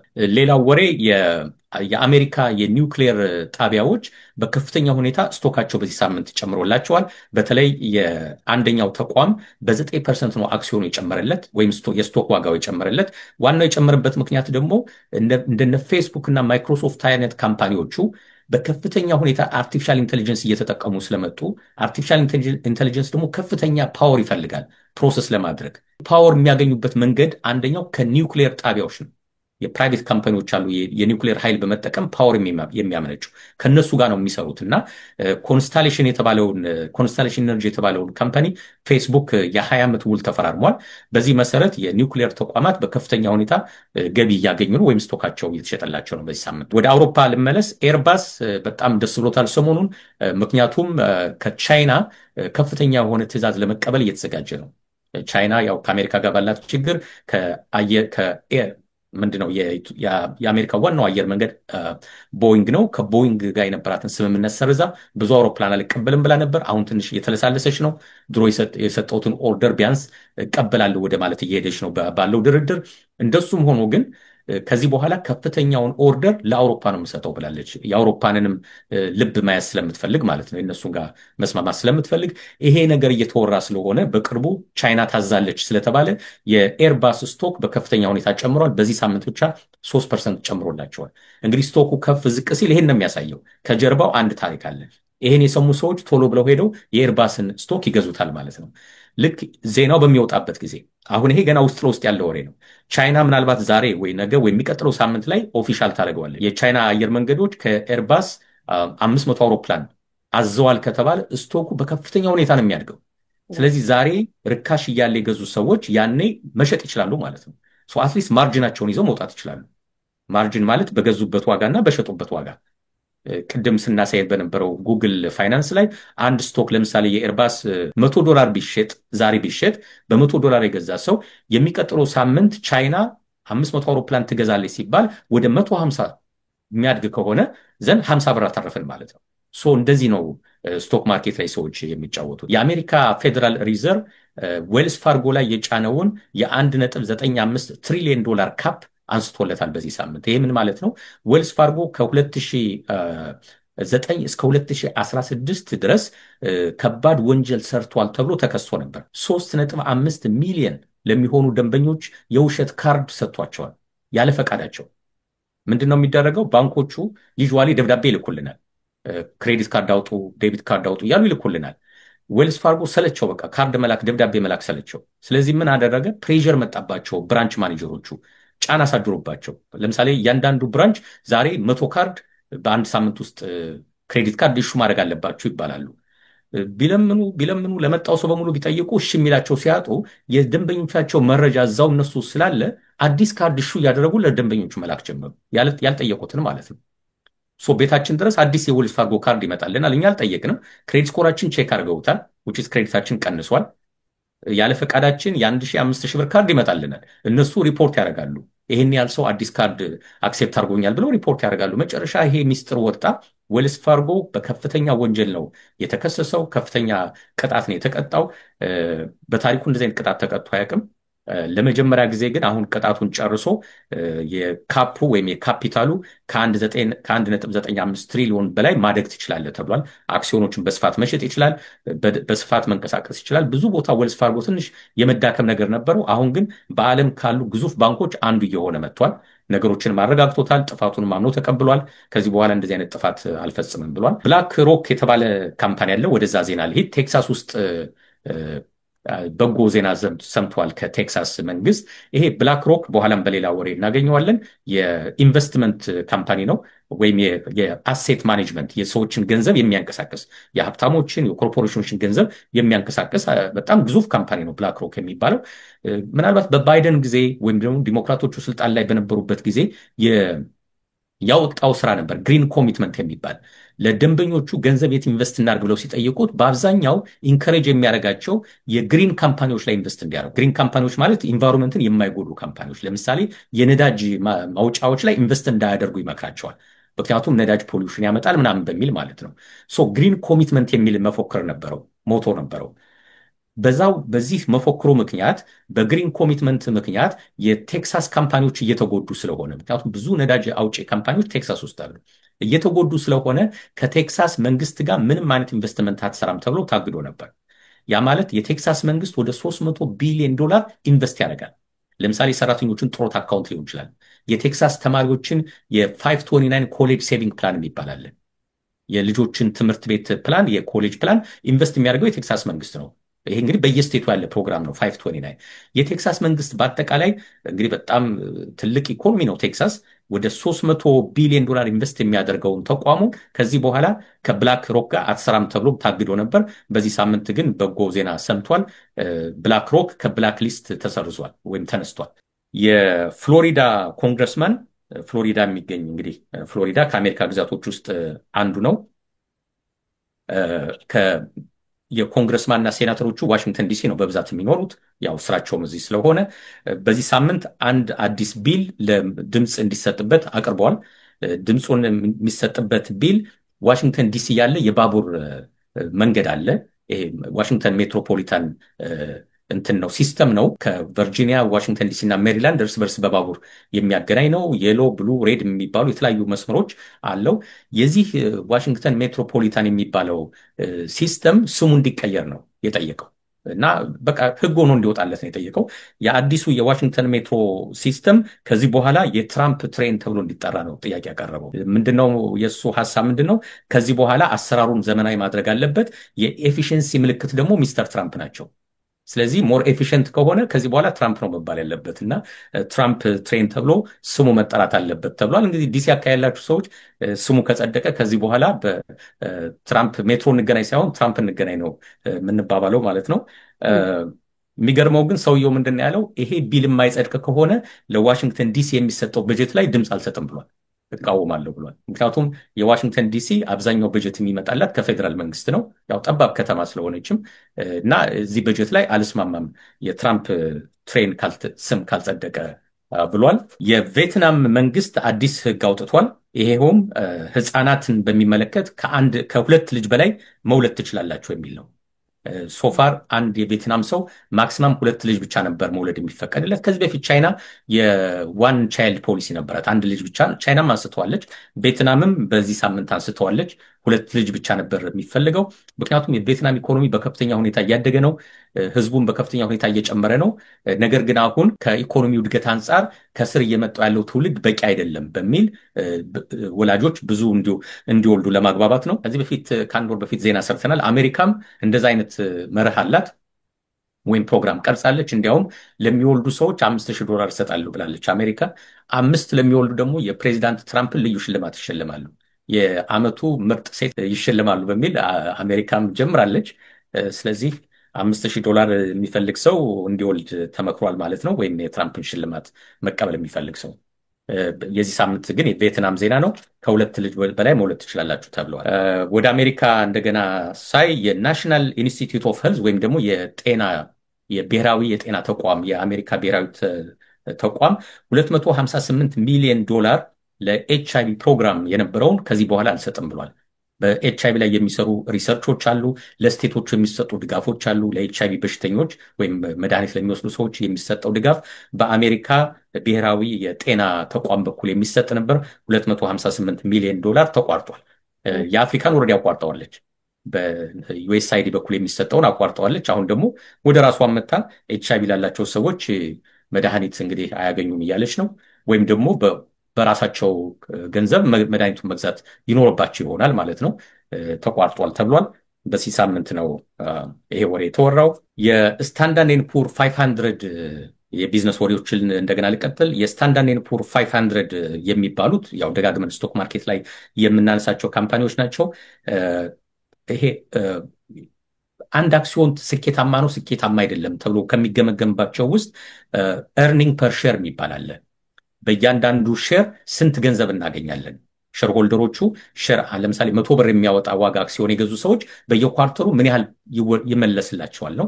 500 ካምፓኒዎች የስታንዳርድ ኤንድ ፑር 500 ላይ ኢንቨስት ያደረጉ ሰዎች በአንድ ዓመት ውስጥ ያለው ሬት ታይቶ የ2025 የመጀመሪያው ኳርተር ላይ 12.7% አግኝተዋል ነው የተባለው። ምክንያቱም ጃንዋሪ እና ፌብሩዋሪ ላይ ስቶኩ በከፍተኛ ሁኔታ አድጎ ነበር። ማርች ላይ በእርግጥ ቀንሷል፣ ግን የመጀመሪያዎቹ ወራት ላይ በከፍተኛ ሁኔታ አድጎ ስለነበር ስታንዳርድ ኤንድ ፑል ላይ እያስቀመጡ ሰዎች 12.7% አግኝተዋል ተብሏል። ዋልማርት በፎርቹን 500 መጽሔት መሰረት በአሜሪካ ቁጥር 1 ካምፓኒ ተብሎ ለ13ኛ ጊዜ በተከታታይ ተመርጧል። በዚህ መሰረት ላለፉት 13 ተከታታይ ጊዜያት በተመረጠበት ጊዜ የዋልማርት አጠቃላይ ገቢ $7 ትሪሊየን ነው። በጣም የሚገርም ነው።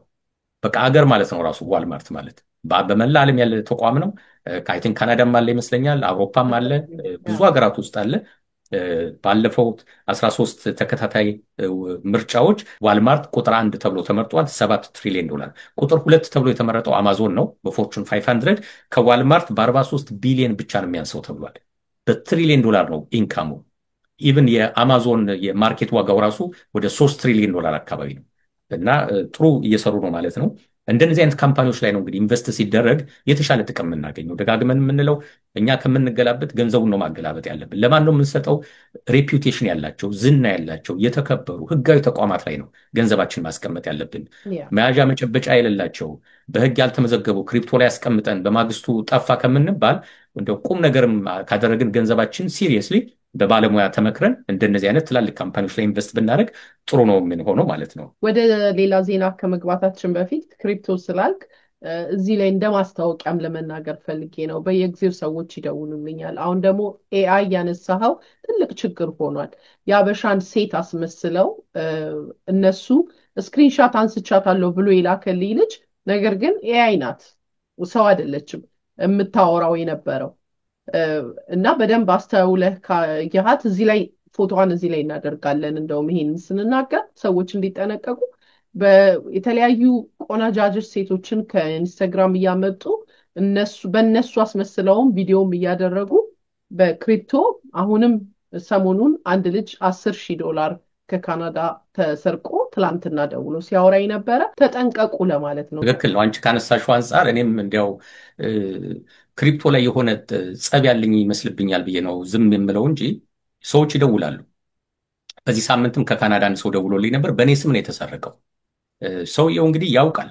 እኔ ደጋግሜ ተናግሬያለሁ። ክሪፕቶ ውስጥ የለሁበትም። እንኳን ክሪፕቶ ሽጡ ብዬ ልናገር በቃ አሁን እኮ አንድ ቤቴ ሁሉ ተቆለፈብኝ እኮ። አንድም ነገር ስለ ክሪፕቶ ፖዚቲቭ ማውራት የማልችልበት ደረጃ ላይ ደረስኩ። ምክንያቱም ሪከርድ ያደረጉኝና ያን ነገር ወስደው ለሰዎቹ ይልኩላቸዋል። በእኔ ስምና በእኔ ፒክቸር ነው የሚጠቀሙት። የካናዳም ሰው እንደዛ ነው የሆነው። በእኔ ስም ነው የመጣለት። በዋትሳፕ ነው ያገኘው ይመስለኛል። በፌስቡክ በቲክቶክ እና በፌስቡክ ነው ሄደው የሚተዋወቋቸው። እኔ ሰውን በዛ መንገድ አላገኝም። እውነቱን ለመናገር ይሄን መልእክት የሚደርሳችሁ ሰዎች እኔ በዛ መንገድ ሰዎችን አግኝቼ ኑ ክሪፕቶ ላይ ገንዘብ አስቀምጡ በፍጹም አልልም እባካችሁ። ይሄ ሰው መገመት ይችል ነበር እኔ እንዳልሆን። በድምፅ አያናግረውም። የሆነ ጊዜ በቪዲዮ መጣልኝ አለ እና በቪዲዮ ሲመጣ ያንተ ፒክቸር ነው የሚታየኝ፣ ከንፈር ሲንቀሳቀስ ይታየኛል። የሚወጣው ድምፅና የከንፈር እንቅስቃሴ ግን አንድ አይደለም አለ። ታዲያ ይህን እያወክ ለምን ገባህ አልኩ እና ወደ $1,000 ነው እሱ የከፈለው። ከዛ በኋላ ግን ተጠራጠረና ወደ እኔ ደወለ። እኔ አይደለሁም አልኩት። በቃ አም ሶሪ፣ በቃ ገንዘብን ተበልተሃል። ከዚህ በኋላ ማምለጥ ነው ያለብህ። ምንም ማድረግ አትችልም። አታገኘውም ሰው ይሆን አልኩት። እኔ ከዚህ በፊት ያገኘኋቸው አንደኛው ናይጄሪያዊ ነው እዚህ ውስጥ የገባው በእኔ ስም የሚጠቀመው እና ለሰዎች ራሱ ሜሴጅ ስልክላቸው እኔ በማልጠቀምበት የኢትዮጵያ ቋንቋ ነው የሚልክላቸው። ምን ማለት ነው? ሰውየው ዝም ብሎ ኢትዮጵያን ላንጉጅ ምናምን ብሎ ነው ጉግል የሚያደርገው። ከዛ የሆነ ነገር እነሱ በእንግሊዘኛ የሆነ ነገር ሲጠይቁት ኢትዮጵያን ላንጉጅ ብሎ ይተረጉምና በሌላ ኢትዮጵያ ቋንቋ የተተረጎመውን ይልክላቸዋል። እና ለዛ እንደዛ የተሰረቀውን ሰውዬ ነገርኩት። ይህን ቋንቋ እኮ ነው የተናገረው፣ አላውቅም፣ አልችለውም። መጠርጠር እንዴት አይገባም? አንድ ቀን ይህን ቋንቋ ስጠቀም አልሰማኸኝም እና ለምን አጠረጥረውም አልኩት። ሲያየው መጠርጠር ይገባኝ ነበር። እንዲያውም ብዙ ጊዜ በቪዲዮን አልኩት እምቢ አለኝ፣ በድምፅ አልኩት እምቢ አለኝ። ቢዚ እንደሆንኩ ታውቃለህ ይለኛል። ኤኒዌይ ያም ሰው ብዙ ገንዘብ አጥቷል። በዚህ ሳምንት ግን እንዳልሽው የኔን ፒክቸር ተጠቅሞ ከንፈር ሁሉ ሲንቀሳቀስ ይታያል የሚለኝ እንግዲህ ያው አርቲፊሻል ኢንቴሊጀንስ ተጠቅሟል ማለት ነው። መጠንቀቅ ያስፈልጋል። በዚህ መንገድ ሀብታም መሆን አይቻልም። ሰሞኑን ደግሞ አንድ የሚነሳ የኢንቨስትመንት የሚባል ፕሮግራም አለ፣ የስኩተር ምናምን የሚባል ሌላ ጊዜ እንደገና መለስበታለሁ። እባካችሁ እንደዚህ አይነት ኢንቨስትመንት ጥሩ አይደለም። ህጋዊ ካምፓኒዎች እውነተኛ ስራ እየሰሩ የሚያድጉ ካምፓኒዎች ላይ ነው ኢንቨስት ከተደረገ መደረግ ያለበት። ማማከርም ካስፈልጋችሁ የሴክ ሴኩሪቲ ኤክስቼንጅ ኮሚሽን ላይሰንስ ካለው ሰው ብቻ ነው የኢንቨስትመንት ምክር መስማት ያለባችሁ። ሌላውንም እንደዛው ላይሰንስ ካወጣ ቤት የምትገዙ ከሆነ ላይሰንስ ካለው ሰው ጋር፣ ኢንሹራንስም ከሆነ የኢንሹራንስ ላይሰንስ፣ ኢንቨስትመንትም ከሆነ የኢንቨስትመንት ላይሰንስ ካለው ብቻ ነው ማውራት ያለባችሁ። ከዛ በኋላ ግን ከሌላ ሰው ጋር ከተናገራችሁ በኋላ ገንዘቡን ከተበላችሁ ሪስኩን እናንተ ነው የምትወስዱት። እነዛ ሰዎች የውሸት ሰዎች ስለሆኑ ማለት ነው። እና ካነሳሽው አይቀር ይሄን ልጨምርበት ብዬ በጣም አመሰግናለሁ። ሌላ ተጨማሪ መናገር ፈልገው ከይቅርታ ጋራ እዚህ ቻናል ላይ ያልተናገርናቸውን ነገሮች በቲክቶክ ወይም በሌላ ነገር ተናግረን እንደ ቢዝነስ ልንሰራ አንችልም እና እኔም አንድ የተቸገርኩበት ነገር ካናዳ ትወስጂናለሽ በሚል አሁንም ድረስ 2 ልጆች የጻፉልኝ አሉ። አንቺ ነሽ ወይ ይሄን ያክል ብር ልከፍል ነው እያሉኝ እና በፍጹም እኔ እንደዚህ አይነት ነገር ውስጥም የለውም። አሁንም በፊትም ደጋግሜ ተናግሬ ያለው እኔ ኤጀንሲ አይደለሁኝም። እንግዶች እየጋበዝን ኢንፎርሜሽን የምናስተላልፈው እንጂ ገንዘብ የሚባል ነገር ጋር ንክኪም የለኝም። ወደ ካናዳም የማመጣውም ምንም ኤጀንሲም አይደለሁኝም። ይህንንም ልጨምር ነው። ወደ ፕሮግራማችን መለስ። ማርች ላይ 35% የሚሆኑ ተቀጣሪዎች ሪተርን ናቸው። ሪተርን ኢምፕሎይስ ማለት ምንድነው? ከዚህ በፊት ተሰናብተው ተመልሰው የመጡ ናቸው ተብሏል። ማርች ወር ላይ እንግዲህ ማርች ወር ላይ እንደሚታወቀው ፕሬዚዳንት ትራምፕ በተለይ ፌዴራል መንግስት ሰራተኞችን ብዙ ሰራተኞችን ያሰናበቱበት ጊዜ ነው። በዛ መሃል ከተሰናበቱት ውስጥ አንዱ ወይም የተወሰኑት ፕሮቤሽን ላይ የነበሩ ናቸው። ሌላ ቦታ ሲሰሩ ነበር። ፌዴራል መንግስት የስራ ዕድል አግኝተው ገቡ። ፕሮቤሽን ላይ ናችሁ ተብለው የተሰናበቱ ይሆናሉ። ተመልሰው የድሮ መስሪያ ቤታቸው ላይ ገቡ ማለት ነው። እና ኤዲፒ የሚባለው በዚህ በአሜሪካ በሌላም ሀገር ሊኖር ይችላል። የሰራተኞችን ጉዳይ ደሞዝ ምናምን የሚሰራ ካምፓኒ ነው። ኤዲፒ ታዋቂ የሆነ ነው። እሱ ይሄ ካምፓኒ ሪፖርት ባደረገው መሰረት በማርች ወር 35% የሚሆኑ ሰራተኞች ወደ መጡበት መስሪያ ቤት ተመልሰው የገቡ ናቸው። አዲስ ከዜሮ የጀመሩ ቅጥር አይደለም። በተለይ ደግሞ የአይቲ ሰራተኞች ሲሆን 68% ደርሷል ነው ያለው። በብዛት 68% የሚሆኑ የአይቲ ሰራተኞች ከሆነ መስሪያ ቤት ተሰናብተው ድሮ ወደነበሩበት ተመልሰዋል የሚለው። ከዛ በፊት የአይቲ ሰራተኞች 34% ነበር ሪተርን የሚያደርጉት ወደ መጡበት የሚመለሱት። ከዚህ አንጻር ለኛ የሚጠቅመው ነገር ምንድነው? ድልድይን አትስበር ነው። አንድ መስሪያ ቤት በምንለቅበት ጊዜ ከማኔጀሮቹ ጋር መጣላት የለብንም፣ ወይም ከባለቤቶቹ ጋር መጋጨት የለብንም፣ መሰዳደብ የለብንም። አንዳንድ ሰዎች ከመስሪያ ቤት ሲወጡ የዛን ካምፓኒ ስም ወደ ማጥፋት ሊሄዱ ይችላሉ። ወደዛ ደረጃ መድረስ የለብንም። ድልድያችን መሰበር የለበትም። መቼ እንደምንመለስ አናውቀውም። በሰላም ተነጋግረን ኤግዚት ኢንተርቪው የሚባል አለ። ኤግዚት ኢንተርቪው እንዲያውም ሲሪየስ የሆኑ ማኔጀሮች እኮ ሰራተኛ ሲለቅ ዝም ብሎ አይለቁ። ምክንያቱም የሂውማን ሪሶርስ ዋናው ስራ አትራክሽን ኤንድ ሪቴንሽን ነው። ሰራተኛ ማግኘት እና ደግሞ ሪቴን ማድረግ ነው። መያዝ አለባቸው። ያ ሰራተኛ 5 ዓመት 10 ዓመት 20 ዓመት ሲሰራ ብዙ ነገር ተምሯል። ያን ሁሉ እውቀቱን ይዞ ሌላ ተፎካካሪ ቦታ መሄድ የለበትም። የት ይሄዳል እኮ? ተመሳሳይ ተፎካካሪ ቦታ ነው የሚገባው። በአገር ደረጃም እንደዛ ነው እኮ። ኢትዮጵያ ያስተማረቻቸው በሙሉ የት ነው የሚመጡት? ካናዳ፣ አሜሪካ፣ አውሮፓ ነው የሚመጡት። ኢትዮጵያ ሪቴን ብታደረጋቸው ኖሮ እነዛን ሰዎች ግን የኢትዮጵያ መንግስት የኢትዮጵያ ኢኮኖሚ ይጠቀም ነበር። በካምፓኒ ደረጃ እንደዛ ነው። ሰራተኞቻችን ሪቴን ማድረግ አለብን። ማኔጀሮች እንደዛ ነው ማለት። ሰራተኛ ሲለቅ ዝም ብሎ አይለቀቅም። ኤግዚት ኢንተርቪው ይባላል። በኤግዚት ኢንተርቪው ጊዜ ካለቆቻችን ጋር ከባለቤቶቹ ጋር ስናወራ ሲሪየስሊ ኮንሰርናችን መናገር ብቻ ነው ያለብን። ሌላ ነገር የለም። መሰዳደብ፣ መጣላት፣ በሶሻል ሚዲያ ስም ማጥፋት ወይም በጽሁፍ ስም ማጥፋት አያስፈልግም። መቼ እንደምንመለስ ስለማናቅ ማለት ነው። ይኸው 68% የሚሆኑ የአይቲ ሰዎች ተመልሰው ወደ ድሮ መስሪያ ቤታቸው ስለገቡ ማለት ነው። ወደ ፓሪስ ልሂድ፣ ወደ ፈረንሳይ። ፈረንሳይ የአንድ ጥሮታ የወጣ ሰርጀን አለ። ቀዶ ጥገና ላይ የሚሰራ ሐኪም ነው፣ ዶክተር ነው። ስሙ በጣም ረጅም ነው። የመጀመሪያ ስሙ ግን ጆይል ይባላል። በዚህ ሳምንት ጊልቲ ተብሏል። ጊልቲ የተባለው ደግሞ ሬፕ በማድረግ ሬፕ የሚያደርጋቸው ማንን ነው? ፔሸንቶቹን ነው። የራሱን ፔሸንቶች በተለይ ህፃናት ሴቶችን፣ ወጣቶችና ህፃናት ሴቶችን ሰርጀሪ በሚገቡበት ጊዜ አነስቴዥያ በተወጉበት ጊዜ ያው ራሳቸውን አያውቁም። ያኔ ነው ሬፕ የሚያደርጋቸው እና አንዳንዶቹ ደግሞ ሰርጀሪ ጨርሰው ያው እዛው ላይ ተኝተዋል። ስለዚህ ሌሎች ነርሶቹ በሌሉበት እሱ ምናልባት ሌሊትም ሊሆን ይችላል ሬፕ ያደርጋቸዋል። በዛ መሰረት ተከሶ ነበር። እንግዲህ ቅጣት ተበይኖበታል። አሁንም እስር ቤት ነው ያለው። የ74 ዓመት ሰው ነው። ለ20 ተጨማሪ ዓመት ማክሲማም 20 ዓመት ተፈርዶበታል። በጣም ብዙ ሴቶች ነው ሬፕ ያደርገው። ከ1989 እስከ 2014 ድረስ ነው ሬፕ አድርጓል የተባለው። ወደ 299 የሚሆኑ ሴቶችን ነው ሬፕ ያደርገው። በጣም ይሄ ከባድ በሽታ ነው። ኤኒዌይ ወደ 20 ዓመት ተጨማሪ ቅጣት ተጥሎበታል። የአሜሪካ ሚሊተሪ በዚህ ዓመት ውስጥ ከ2022 እስከ 2024 ወጣቶችን ለመመልመልና ለማሰልጠን እና ሪቴል ለማድረግ $6 ቢሊዮን ወጪ አውጥቷል ተብሏል። በጣም ከባድ ነው። እንግዲህ ይህን ያህል በጀት ነው አሜሪካ ለወታደሮቿ የምታስቀምጠው። ወደ ሲዲሲ ሊሄድ፣ ወደ አሜሪካው ሲዲሲ የፕሬዚዳንት ትራምፕ ሲዲሲ ውስጥ የሚገኝ አንድ ቲም አለ። ሙሉ በሙሉ በትነውታል። ይሄ ቲም እንግዲህ ሲዲሲ የአሜሪካ ከበሽታ ምናምን ጋር የተገናኘ መረጃ ይሰበስባል፣ ለሰዎችም ይሰጣል። በዚህ መሰረት ይሄ የተበተነው ቲም ከዋና ጋር የተገናኘ ስራ የሚሰራ ነው። በእያንዳንዱ ስቴት፣ በእያንዳንዱ ካውንቲ ከዋና ጋር በተገናኘ የሚመጡ ችግሮች ካሉ ህፃናት ዋና እየዋኙ ይሰምጣሉ እና ይህም በሚመለከት መረጃ የሚሰጥ ትምህርት የሚሰጥ መረጃውን የሚቀምር በየስቴቱ ምን ያህል ሰዎች ሞቱ በተለይ ልጆች የሚለውን የሚቀምር ቲም አለ፣ ቡድን አለ ሲዲሲ ውስጥ። ይሄ ሲዲሲ ቲም ከዚህ በኋላ አያስፈልግም፣ በጀት አልሰጥም ተብሎ በዚህ ሳምንት ተበትኗል። ይልቅ እንደ ዋይኤምሲኤ እና የአሜሪካን ሬድ ክሮስ ይህን ስራ መስራት ይችላሉ። ከነሱ ጋር ፓርትነር ሆነን ብንሰራ ይሻላል፣ ሰራተኛ ቀጥረን ይህን ከምናሰራ ብሏል። ይሄ ቲም የተቋቋመበት ዋናው ዓላማ ምንድን ነው? በአሜሪካ ውስጥ እድሜያቸው ከ1 እስከ 4 የሆኑ ህፃናት ውስጥ በቁጥር 1 ገዳይ የሚባለው በዋና ጊዜ መስመጥ ነው፣ በውሃ ውስጥ መስመጥ ነው። ስለዚህ ይህን ገዳይ የሆነ ነገር በየጊዜው የሚከታተል ቲም ተዘጋጅቶ መረጃ ይሰበስባል፣ ለወላጆች የተለያየ መረጃ ይልካል፣ ኢሜይል ያስተላልፋል። የዋና ማሰልጠኛ እና የዋና ቦታዎች በየቦታው አሉ። ለእነሱ ሁሌ አፕዴት ያደርጋቸዋል፣ ጥንቃቄ መደረግ ያለባቸው ነገሮች። ከዚህ ጊዜ ጀምሮ ግን ይሄ ቲም አያስፈልግም ተብሏል። ወደ ቬኔዙዌላ እና አሜሪካ ግንኙነት ስንሄድ ባለፈው እንደሚታወቀው ከ100 በላይ ወደ 200 ምናምን የሚሆኑ የቬኔዙዌላ ሰዎች ወደ ኤልሳልቫዶር ተልከዋል። ጥፋተኛ ናቸው ተብሎ እንዲያውም ዲው ፕሮሰስ ሳይደረግ ያጠፉት ጥፋት ሳይታወቅ እንዲሁ ብቻ ታቱ አለባቸው ብቻ እየተባሉ የቬኔዙዌላ የጋንግ ታቱ ኤም13 ነው ምናምን የሚባል ታቱ ነው። እሱ ታቱ ያለበት የሚመስል በሙሉ ተልኳል። ከነዚህ ውስጥ አንድ ድርጅት ሰሞኑን ጥናት አድርጎ ነበር። 90ዎቹን ተመርጠው እነዚህ 90ዎቹ ውስጥ ምን አይነት ሰዎች ናቸው ተብሎ ነው የተጠናው። ቤተሰቦቻቸው ያበሰጡት መረጃ ማለት ነው። መንግስት በቃ ስለኔ ሰዎች መስማት አልፈልግም ብሎ በቃ ዝም ብሎ ጠርንፎ ነው የላካቸው። ይሄ ተቋም ግን ካልቶ ኢንስቲትዩት የሚባል ባጠናው ጥናት መሰረት አትሊስት 90ዎቹ ላይ አጥንቶ 50ዎቹ በህጋዊ መንገድ ወደ አሜሪካ የመጡ ናቸው አረጋግጫለሁ ብሏል። ማለት ቬት ተደርገዋል። ከሆነ ኤምባሲ ነው የመጡት። ለምሳሌ ሜክሲኮ የነበረ የቬኔዙዌላ ዜጋ ይሆናል፣ ወይም ቬኔዙዌላ የነበረ የቬኔዙዌላ ዜጋ ምናልባት ዲቪ ደርሶትም ሊሆን ይችላል እንበል። በምሳሌ በኤምባሲ በኩል ኢንተርቪው ተደርጎ ተጣርቶ ተፈቅዶለት ቪዛ አግኝቶ ነው ወደ አሜሪካ የመጣው። በሰላም እዚህ እየኖሩ ነው።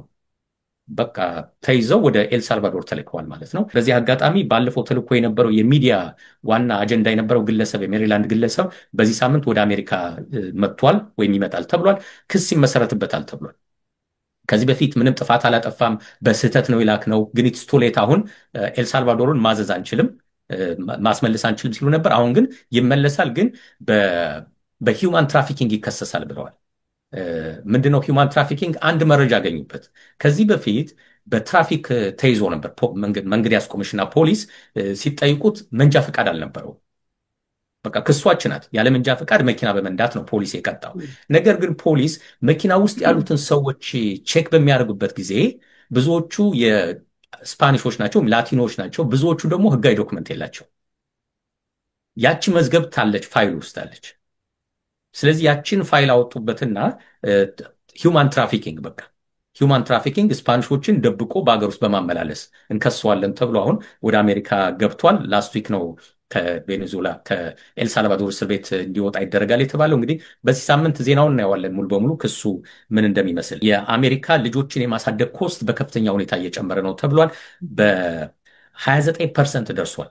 ከ2020 እስከ 2024 ባለው ጊዜ ለልጆቻችን የምናወጣው ቻይልድ ኬር ወጪ ወደ 29% በ29% ኮስቱ ጨምሯል ተብሏል።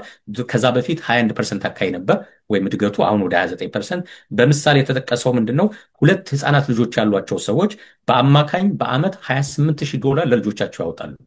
እዚህ አሜሪካ አንድ ህፃን ልጅ ከ200 እስከ 300 ብር በሳምንት ይከፈልለታል። የልጆች መዋያ ቤት ለመዋል ማለት ነው። በወር እስከ $1,000 ለአንድ ልጅ ይከፈላል በአማካኝ። ስለዚህ 2 ልጆች ያሏቸው ሰዎች በአማካኝ እስከ $28,000 ይከፈላል።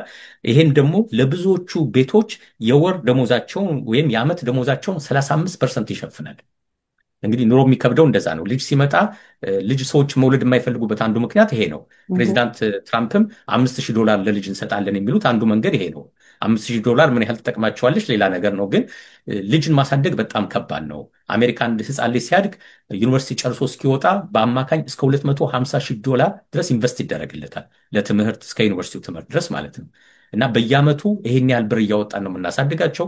ትልቅ ኢንቨስትመንት ነው ልጆቻችን ላይ። ውጤታማ እንዲሆኑ የበለጠ መስራት አለብን። ፖል ተደርጎ ነበር በዚህ ሳምንት ውስጥ 2 የሚገርሙ ፖሎች አሉ፣ እነሱን ላቅርባቸው። የኮንሱመር ኮንፊደንስን በሚመለከት በአሜሪካ ግንቦት ላይ ቀንሷል ነው የተባለው። 69% የሚሆኑ አደልትስ በሪሴሽን እንፈራለን ብለዋል።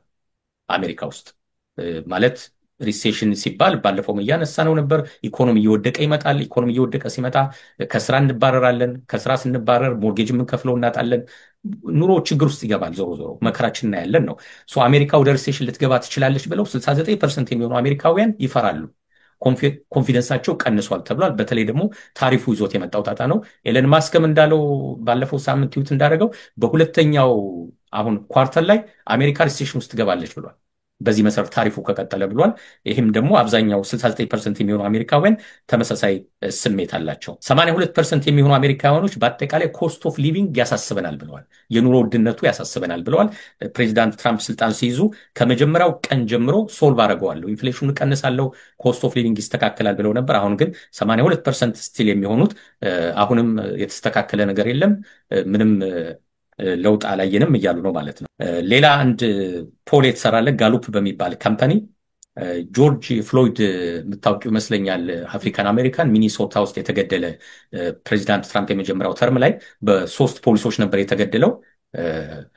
ታንቆ ነበር የተገደለው። እንደሚታወቀው በመላው አሜሪካ ከፍተኛ ሰላማዊ ሰልፍ ይደረግ ነበር። በጥቁሮች ብቻ ሳይሆን ነጮችም ሌሎችም የሚሳተፉበት ሰላማዊ ሰልፍ ነበር። ጋሉፕ አሁን ያጠናው ምንድን ነው ከዛ በኋላ ምን ለውጥ መጣ የሚል ነው ጥያቄው።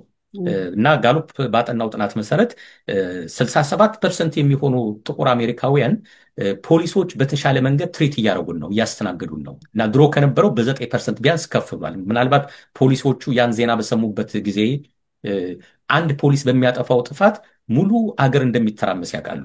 እነሱ ባጠፉት ጥፋት ሙሉ ቤተሰባቸው ችግር ውስጥ እንደሚገባ ያውቃሉ። ስለዚህ ይጠነቀቃሉ ማለት ነው። ብዙ ካውንቲዎች፣ ብዙ ስቴቶች ደግሞ ካሜራ መትከል ጀምረዋል። ፖሊሶቹ ትከሻቸው ላይ ካሜራ አላቸው። እያንዳንዱ የሚያደርጉት ነገር በሙሉ ሪከርድ ይደረጋል። ይህን ስለሚያውቁ አሁን 2-3 ያስባሉ ማለት ነው። ባስቆሙን ቁጥር ዝም ብለው ሽጉጥ እያወጡ የሚተኩሱበት ጊዜ አይደለም። ሌሎች አፍሪካን አሜሪካንም ትንሽ የመረጋጋት ነገር እያሳዩ መጥተዋል ማለት ነው። በዚሁ ጥናት ከተካተቱት ግን 90% የሚሆኑ ነጮች እንትን ብለዋል፣ ፖሊሶቹ በጥሩ ሁኔታ ነው የሚያስተናግዱም ብለዋል። ያው የመጨረሻዎቹን የቢዝነስ ወሬዎቹን አውራና ወደ ካናዳ ሄጄ የመውጫ ዜናው አቀርብና ወደ መጨረሻው ፕሮግራም እንሄዳለን። ብላክ ሮክ የሚባለው ካምፓኒ ቅድም ቴክሳስ ላይ ከብላክ ሊስት ተሰረዘ የተባለው ካምፓኒ 1000 የሚሆኑ ሰዎች ላይ ኢንተርቪው አድርጎ ነበር። እነዚህ 1000 የሚሆኑ ሰዎች ስቶክ ማርኬቱ በሚወድቅበት ጊዜ ስቶክ ትገዛላችሁ ወይ ብሎ ነው የጠየቀው። ምክንያቱም የአሴት ማኔጅመንት ተቋም ነው፣ የሰዎችን ፍላጎት መረዳት ይፈልጋል። ከነዚህ ውስጥ 63% የሚሆኑ ወንዶች እና 33% የሚሆኑ ሴቶች አዎ ብለዋል። ስቶኩ ሲቀንስ ነው የምንገዛው አክሲዮን ብለዋል። ይሄ የተለመደ አሰራር ነው። አንድ ዕቃ የምትገዢው ለምሳሌ ክሊራንስ ሴክሽን ሄደሽ ትገዣለሽ፣ ዋልማርት ወይም ሌላ። ዕቃው አዲስ እስከሆነ ንጹህ እስከሆነ ድረስ በተለያየ ምክንያት ይሸጣል። ያውቃ ለምሳሌ ኢንቨንተሪ ክሊር ለማድረግ ተብሎ ሊሸጥ ይችላል። ንጹህ ነው፣ አዲስ ዕቃ ነው። ስለዚህ በክሊራንስ ቢገዛ ምንም ወንጀል የለውም። በክሊራንስ የተገዛው እኮ በአማዞን ይሸጣል እኮ መልሰው። አማዞን ላይ የሚሰሩ ሰዎች አሁን እኛ የምናስተምራቸው ሰዎች አሉ በአማዞን። አንዱ የሚማሩት ቴክኒክ የት ቦታ ሄደው መግዛት እንደሚችሉ ነው። በርካሽ ይገዙታል፣ ግን ጥሩ ዕቃ መሆን አለበት፣ አዲስ ዕቃ መሆን አለበት፣ የተበላሸ መሆን የለበትም። እሱን መልሰው በአማዞን፣ በኢቤይ፣ በሾፒፋይ መልሰው ይሸጣሉ። ችግር የለም። ይሄ ኮንሴፕት የተለመደ ነው። ነገሮች በረከሱበት ጊዜ ገዝተሽ መልሰሽ ማትረፍ ማለት ነው። ስቶክም የሚገዛው ለዛ ነው። ትገዥና የሆነ ጊዜ ዋጋው ከፍ ሲል መልሰሽ ትሸጨዋለሽ ማለት ነው። እና ይሄ ብላክ ሮክ ባጠናው ጥናት መሰረት 63% የሚሆኑ ወንዶችና 33% የሚሆኑ ሴቶች ስቶኩ በቀነሰበት ጊዜ እንገዛለን ብለዋል። ይሄ ምንድን ነው የሚያሳየን? ከጾታ አንጻር እንኳን ካየሽው ወንዶች ሞር ሪስክ ቴከር ናቸው ማለት ነው። ሴቶች ሪስክ አቨርተር ወይም ሪስክ ይሸሻሉ ማለት ነው። ይሄ ወደ ምን ይወስደናል? ቅድም ወዳልኩት ነው። አንድ ሰው ስቶክ ውስጥ ሲገባ ወይም ኢንቨስትመንት ውስጥ ሲገባ የኢንቨስትመንት አድቫይዘር ጋር ነው የሚሄደው።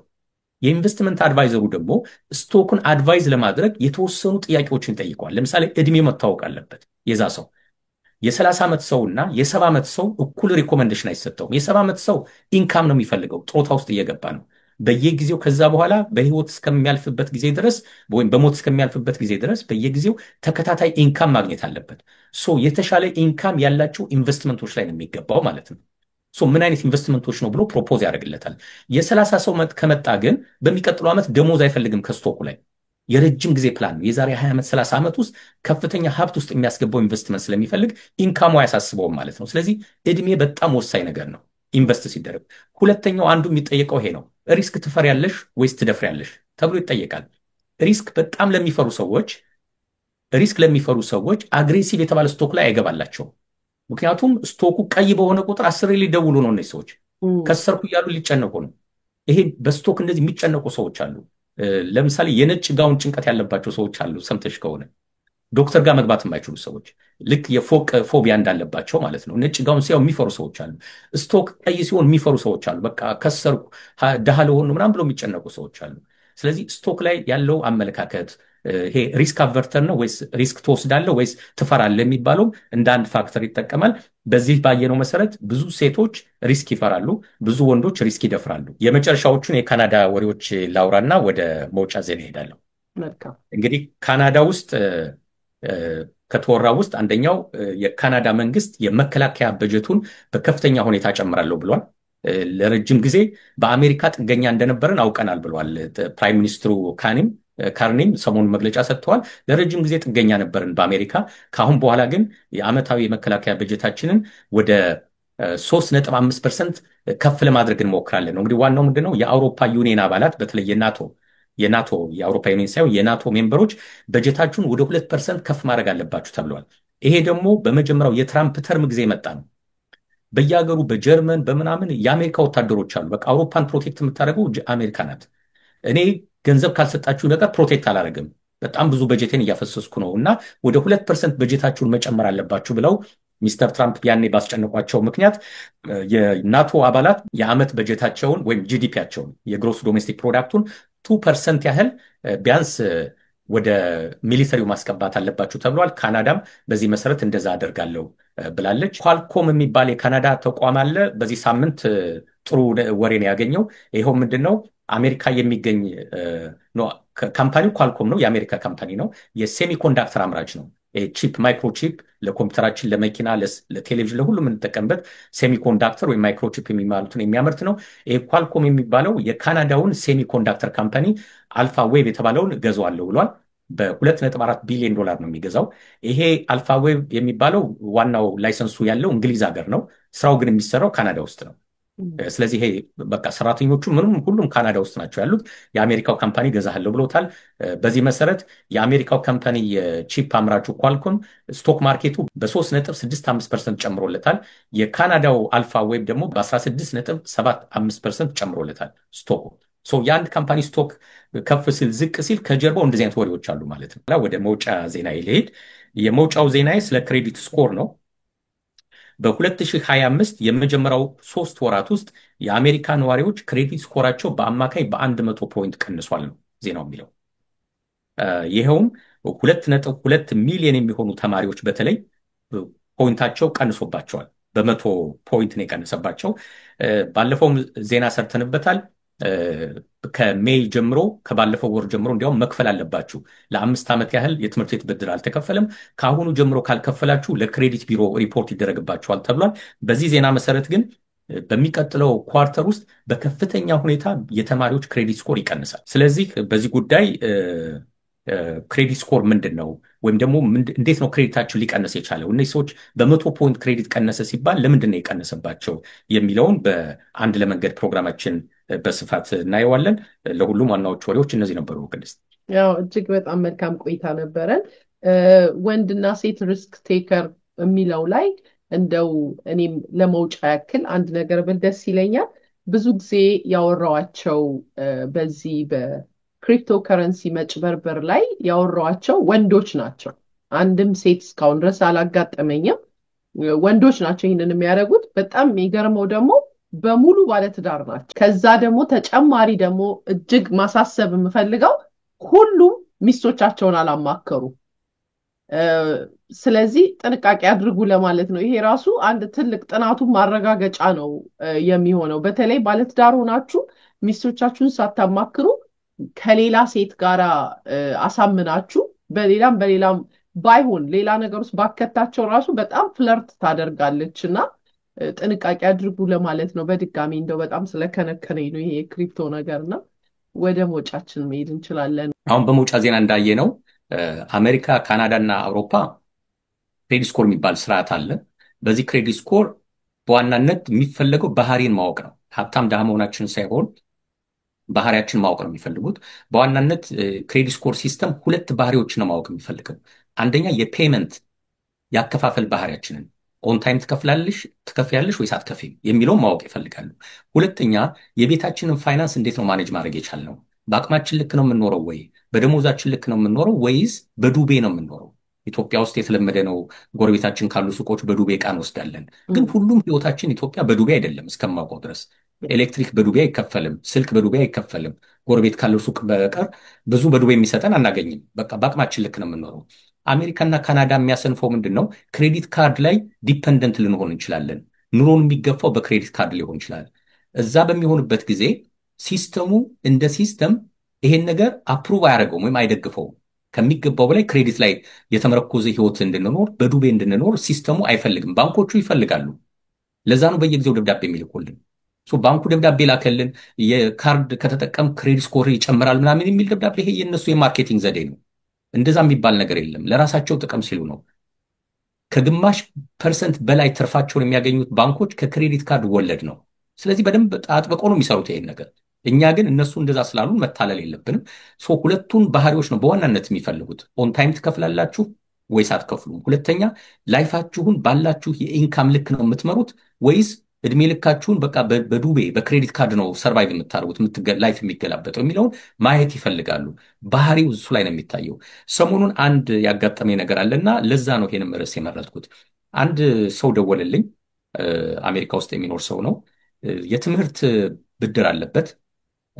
ብድሩ የስቱደንት ሎን አይደለም፣ የክሬዲት ካርድ ብድር ነው። እና ምን አገናኘው ከስቱደንት ሎን ጋር ብዬ ነው የጠየቅኩት። ምንድን ነው ያለኝ? ክሬዲት ካርድ ወሰደና ለትምህርት ቤቱ በክሬዲት ካርዱ ከፈለ። አገናኘው ራሱ ማለት ነው። ይሄ ጥፋት የለውም በራሱ ነገር ግን በቸልተኝነት ይሁን ባለማወቅ ይሁን አልገባኝም። ምንድነው ካልኩሌት ያደረገው? ያን ትምህርት ከተማረ በኋላ ስራ ሲይዝ ከስራው በሚያገኘው ደሞዙ ክሬዲት ካርዱ እንደሚከፍለው አስዩም አድርጎ ነው የጀመረው። በጣም ነው የደነገጥኩት። ይህን መረጃ ከየት ነው ያገኘው አልኩት። ማን ነው እንደዚህ ብሎ ይመከረ?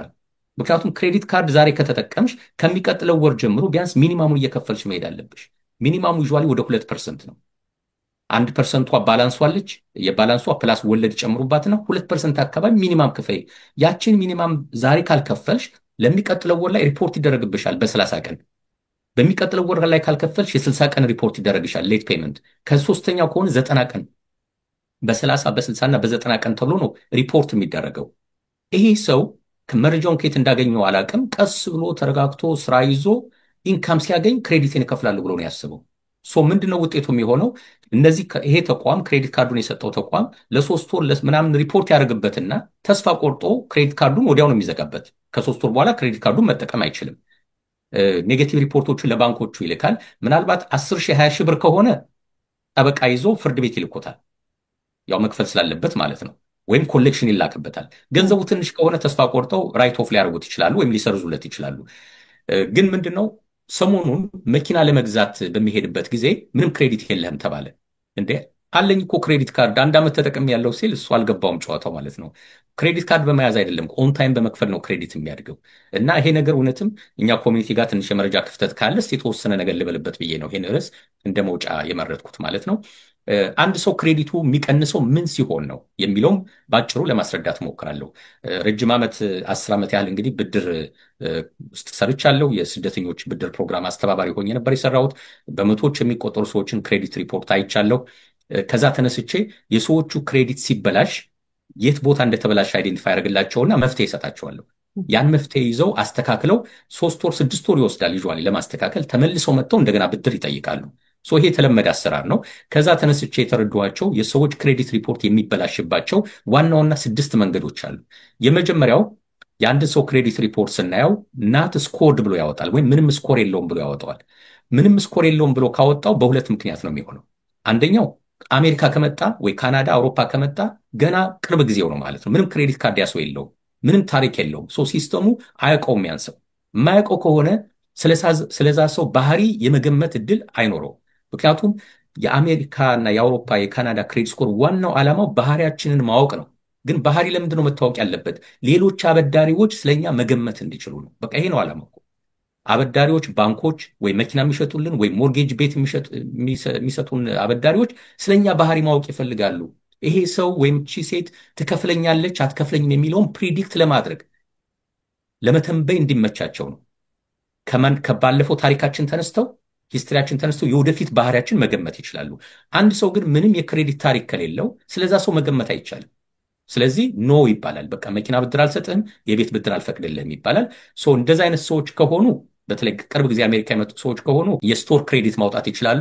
ከዚህ በፊት ከአንቺ ጋር የሰራነው ሰፊ ኢንተርቪው አለ፣ እዛ ተመልሰው ማየት ይችላሉ። ወይም ደግሞ ሴኪውርድ ክሬዲት ካርድ የሚባል አለ። ሄደው 200-300 ብር ለባንኩ ሰጥተው በቃ ይህን በመያዣነት ይዛችሁ ካርድ ስጡኝ ማለት ይችላሉ። ቀስ በቀስ ክሬዲታቸውን ቢውል እያደረጉ ይሄዳሉ። በሁለተኛ ደረጃ ኖት ስኮርድ የሚባሉ ሰዎች ቅድም በምሳሌ እንደሰጠሁት አይነት ኢትዮጵያዊ ሰው ነው።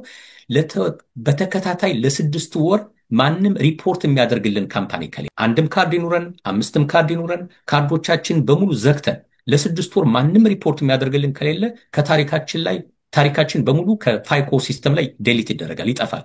ልክ አሜሪካ ለመጀመሪያ ጊዜ እንደመጣ ሰው ነው የምንሆነው ማለት ነው። ለዛ ነው እኔ ለምሳሌ ሰዎችን ስመክር ከፍተኛ ዕዳ ውስጥ የገቡ ሰዎች ካሉ አንድ መመክራቸው መንገድ ለ3 ወርና ለ6 ወር ካርድ አትጠቀሙ፣ ክሬዲት ካርድ አትጠቀሙ፣ ቢያንስ ባላንሱን በደንብ እስክትቀንሱት። ነገር ግን አንድ የወጣ ብላችሁ የ10 ብር የ20 ብር ዕቃ ግዙባት፣ ካርዷን አንቀሳቅሷት፣ ከዛ መልሳችሁ ዝጓት፣ እሷን ቶሎ ክፈሏት። ያችን ባላንሱ 0 ቢሆንም እየወጣችሁ ትንሽ ተንቀሳቀሱባት። ለ6 ወር በተከታታይ ሪፖርት የሚያደርግልን ተቋም ከሌለ ልክ እንደ ሞተ ሰው ነው የሚቆጠረው። የሞተ ሰው እኮ አንድ ሰው ሲሞት ከ6 ወር በኋላ ክሬዲት ካርዱ 0 ነው የሚገባው፣ ክሬዲት ሂስትሪ አይኖረውም። ምክንያቱም በሞተ ሰው ስም እና ታሪክ ሌሎች ሰዎች ክሬዲት ካርድ እንዳያወጡበት ማለት እና ይሄ ችግር በህይወት እያለንም እንዳይመጣብን ትንሽ ማንቀሳቀስ መቻል አለብን። ሁለተኛው ሌት ፔመንት ነው ክሬዲት ስኮራችን የሚያበላሽብን። የዚህ ሰውዬም አንዱ መገለጫ እሱ ነው። በቃ አልከፈላቸውም። ለምንድን ነው ሰዎች የማይከፍሉት? በመርሳት ሊሆን ይችላል። የመክፈያ ቀኑን ሊያሳልፉት ይችላሉ። አንዳንዶቹ አቅም በማነስ ሊሆን ይችላል። ሚኒማሙን መክፈል ነበረባቸው። ያቺ ገንዘብ ግን በዛን ወቅት አካውንታቸው ላይ የለችም። ሶስተኛው ከሀገር በመውጣት ሊሆን ይችላል። ኢትዮጵያ ሄዱና 2 ወር 3 ወር ይቆያሉ። ምናልባት ገጠር ነው የሚገቡት። ምናልባት ጦርነት ያለበት አካባቢ ሄደው ይሆናል። ኢንተርኔት የለም።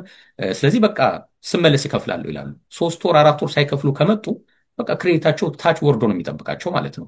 አንዳንዶቹ አዲስ አበባ ለረፍት ሄደው ሰበብ የማይሆን ይሆናል ማለት ነው። ኢትዮጵያ ነበርኩ ይላሉ። አዲስ አበባ ኢንተርኔት አለ፣ ስልክ መክፈል ይቻላል። ከዛም ሆኖ በኢንተርኔት መክፈል ይቻላል። እዚህ መሆነን እኮ ኦንላይን ነው የምንከፍለው። ክሬዲት ካርድ ካምፓኒው ባንኩ ድረስ ሄደን ያለ የምንከፍለው።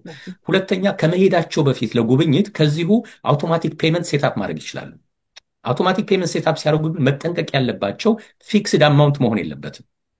ለምሳሌ 3 ወር ኢትዮጵያ ቆያለሁ ብሎ የሚያስብ ሰው በየወሩ 300 ብር እንዲከፈል አስቦ ቢሄድ ግን የመጨረሻው ቀን ላይ አንድ የሆነ ዕቃ ገዝቶ ሊሆን ይችላል። ወደ ኢትዮጵያ የሚሄደው የ2000 ምናምን ዕቃ ገዝቶ ሊሆን ይችላል። የሚቀጥለው ወር ሚኒማም ፔመንቱ 125 ብር ልትሆን ትችላለች። እሱ ግን ፊክስ ያደረገው 100 ብር እንዲከፈልለት ነው። ሲስተሙ እንዳልከፈለ ነው የሚወስደው። ገንዘቡን ወስዷል 100 ብሩን፣ ግን እንዳልከፈለ ነው ሪፖርት የሚያደርግበት ሚኒማሙን ስላልከፈለ። ስለዚህ 3 ወርም 6 ወርም ኢትዮጵያን ሂድ ፕላን ማድረግ አለብን። በየወሩ የተወሰነ ብር እንዲከፈል ግን ሴታፕ ስናደርግ ቢያንስ ሚኒማም ፔመንቱን እንዲከፍል ነው ሲስተሙን ሴታፕ ማድረግ ያለብን።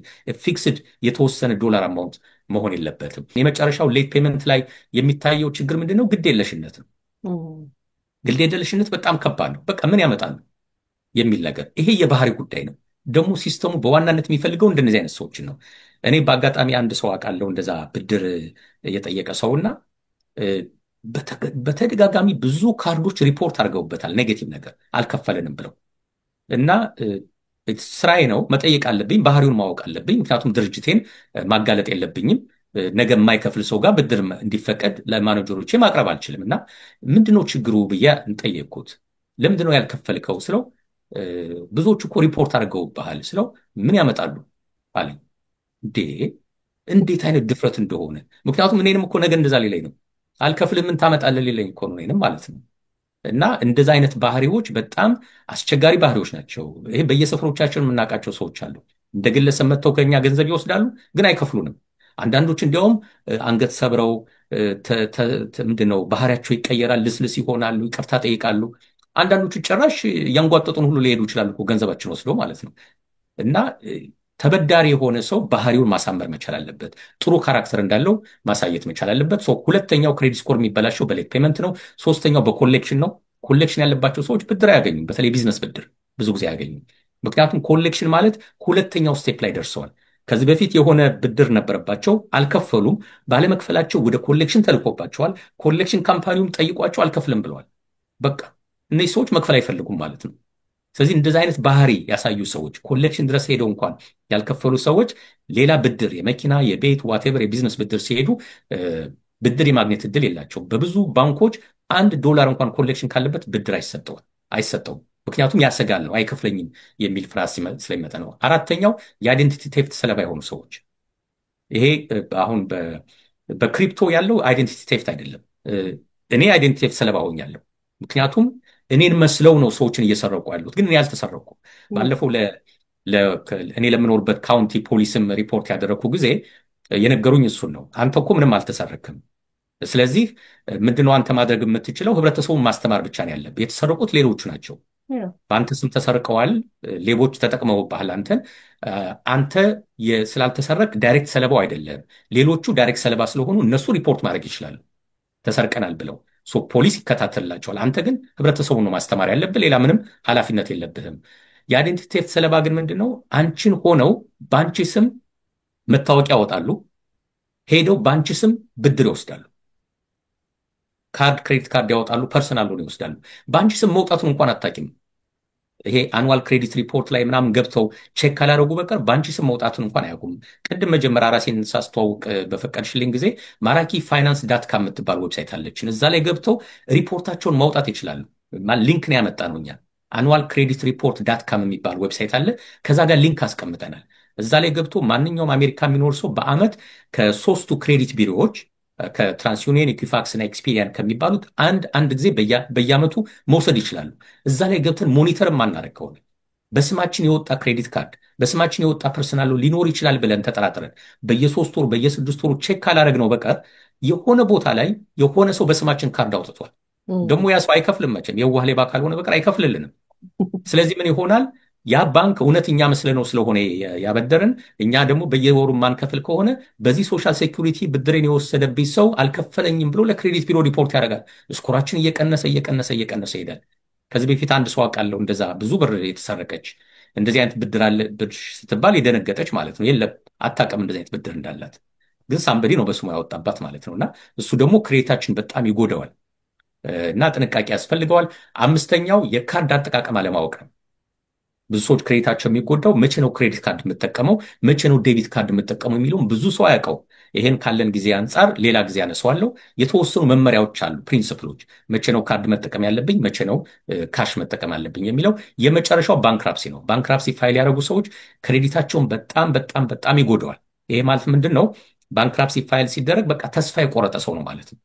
ከዚህ በኋላ ብድር መክፈል አልችልም፣ ኑሮ ከብዶኛል፣ ከአቅሜ በላይ ሆኗል ብሏል ማለት ነው። ዲክሌር አድርጓል በቃ። ሌላ ጊዜ እኮ ብድር ስንጠይቅ ይሄው ደሞዜ፣ ይሄው ቢዝነስ አለኝ መክፈል እችላለሁ ብለን አሳምነን ነው ብድር የምንወስደው። ባንክራፕሲ ዲክሌር ያደረገ ሰው ከሆነ ግን በቃ ተስፋ ቆርጫለሁ እያለን ነው። ስለዚህ ለዛ ሰው ዩዥዋሊ እስከ 7 ዓመት ብድር ማግኘት ይከብዳል። አንዳንድ ባንኮች ከ3 ዓመት በኋላ ይፈቅዱለታል። ብዙዎቹ ባንኮች እስከ 7 ዓመት ብድር አይሰጡትም፣ ክሬዲት ካርድ አይሰጡትም፣ ወይም ሌላ ብድር የቢዝነስ የቤት ብድር አይሰጠውም። እና እነዚህ ናቸው ዋናዎቹ ክሬዲት ካርድ እንዲቀንስብን የሚያደርጉት።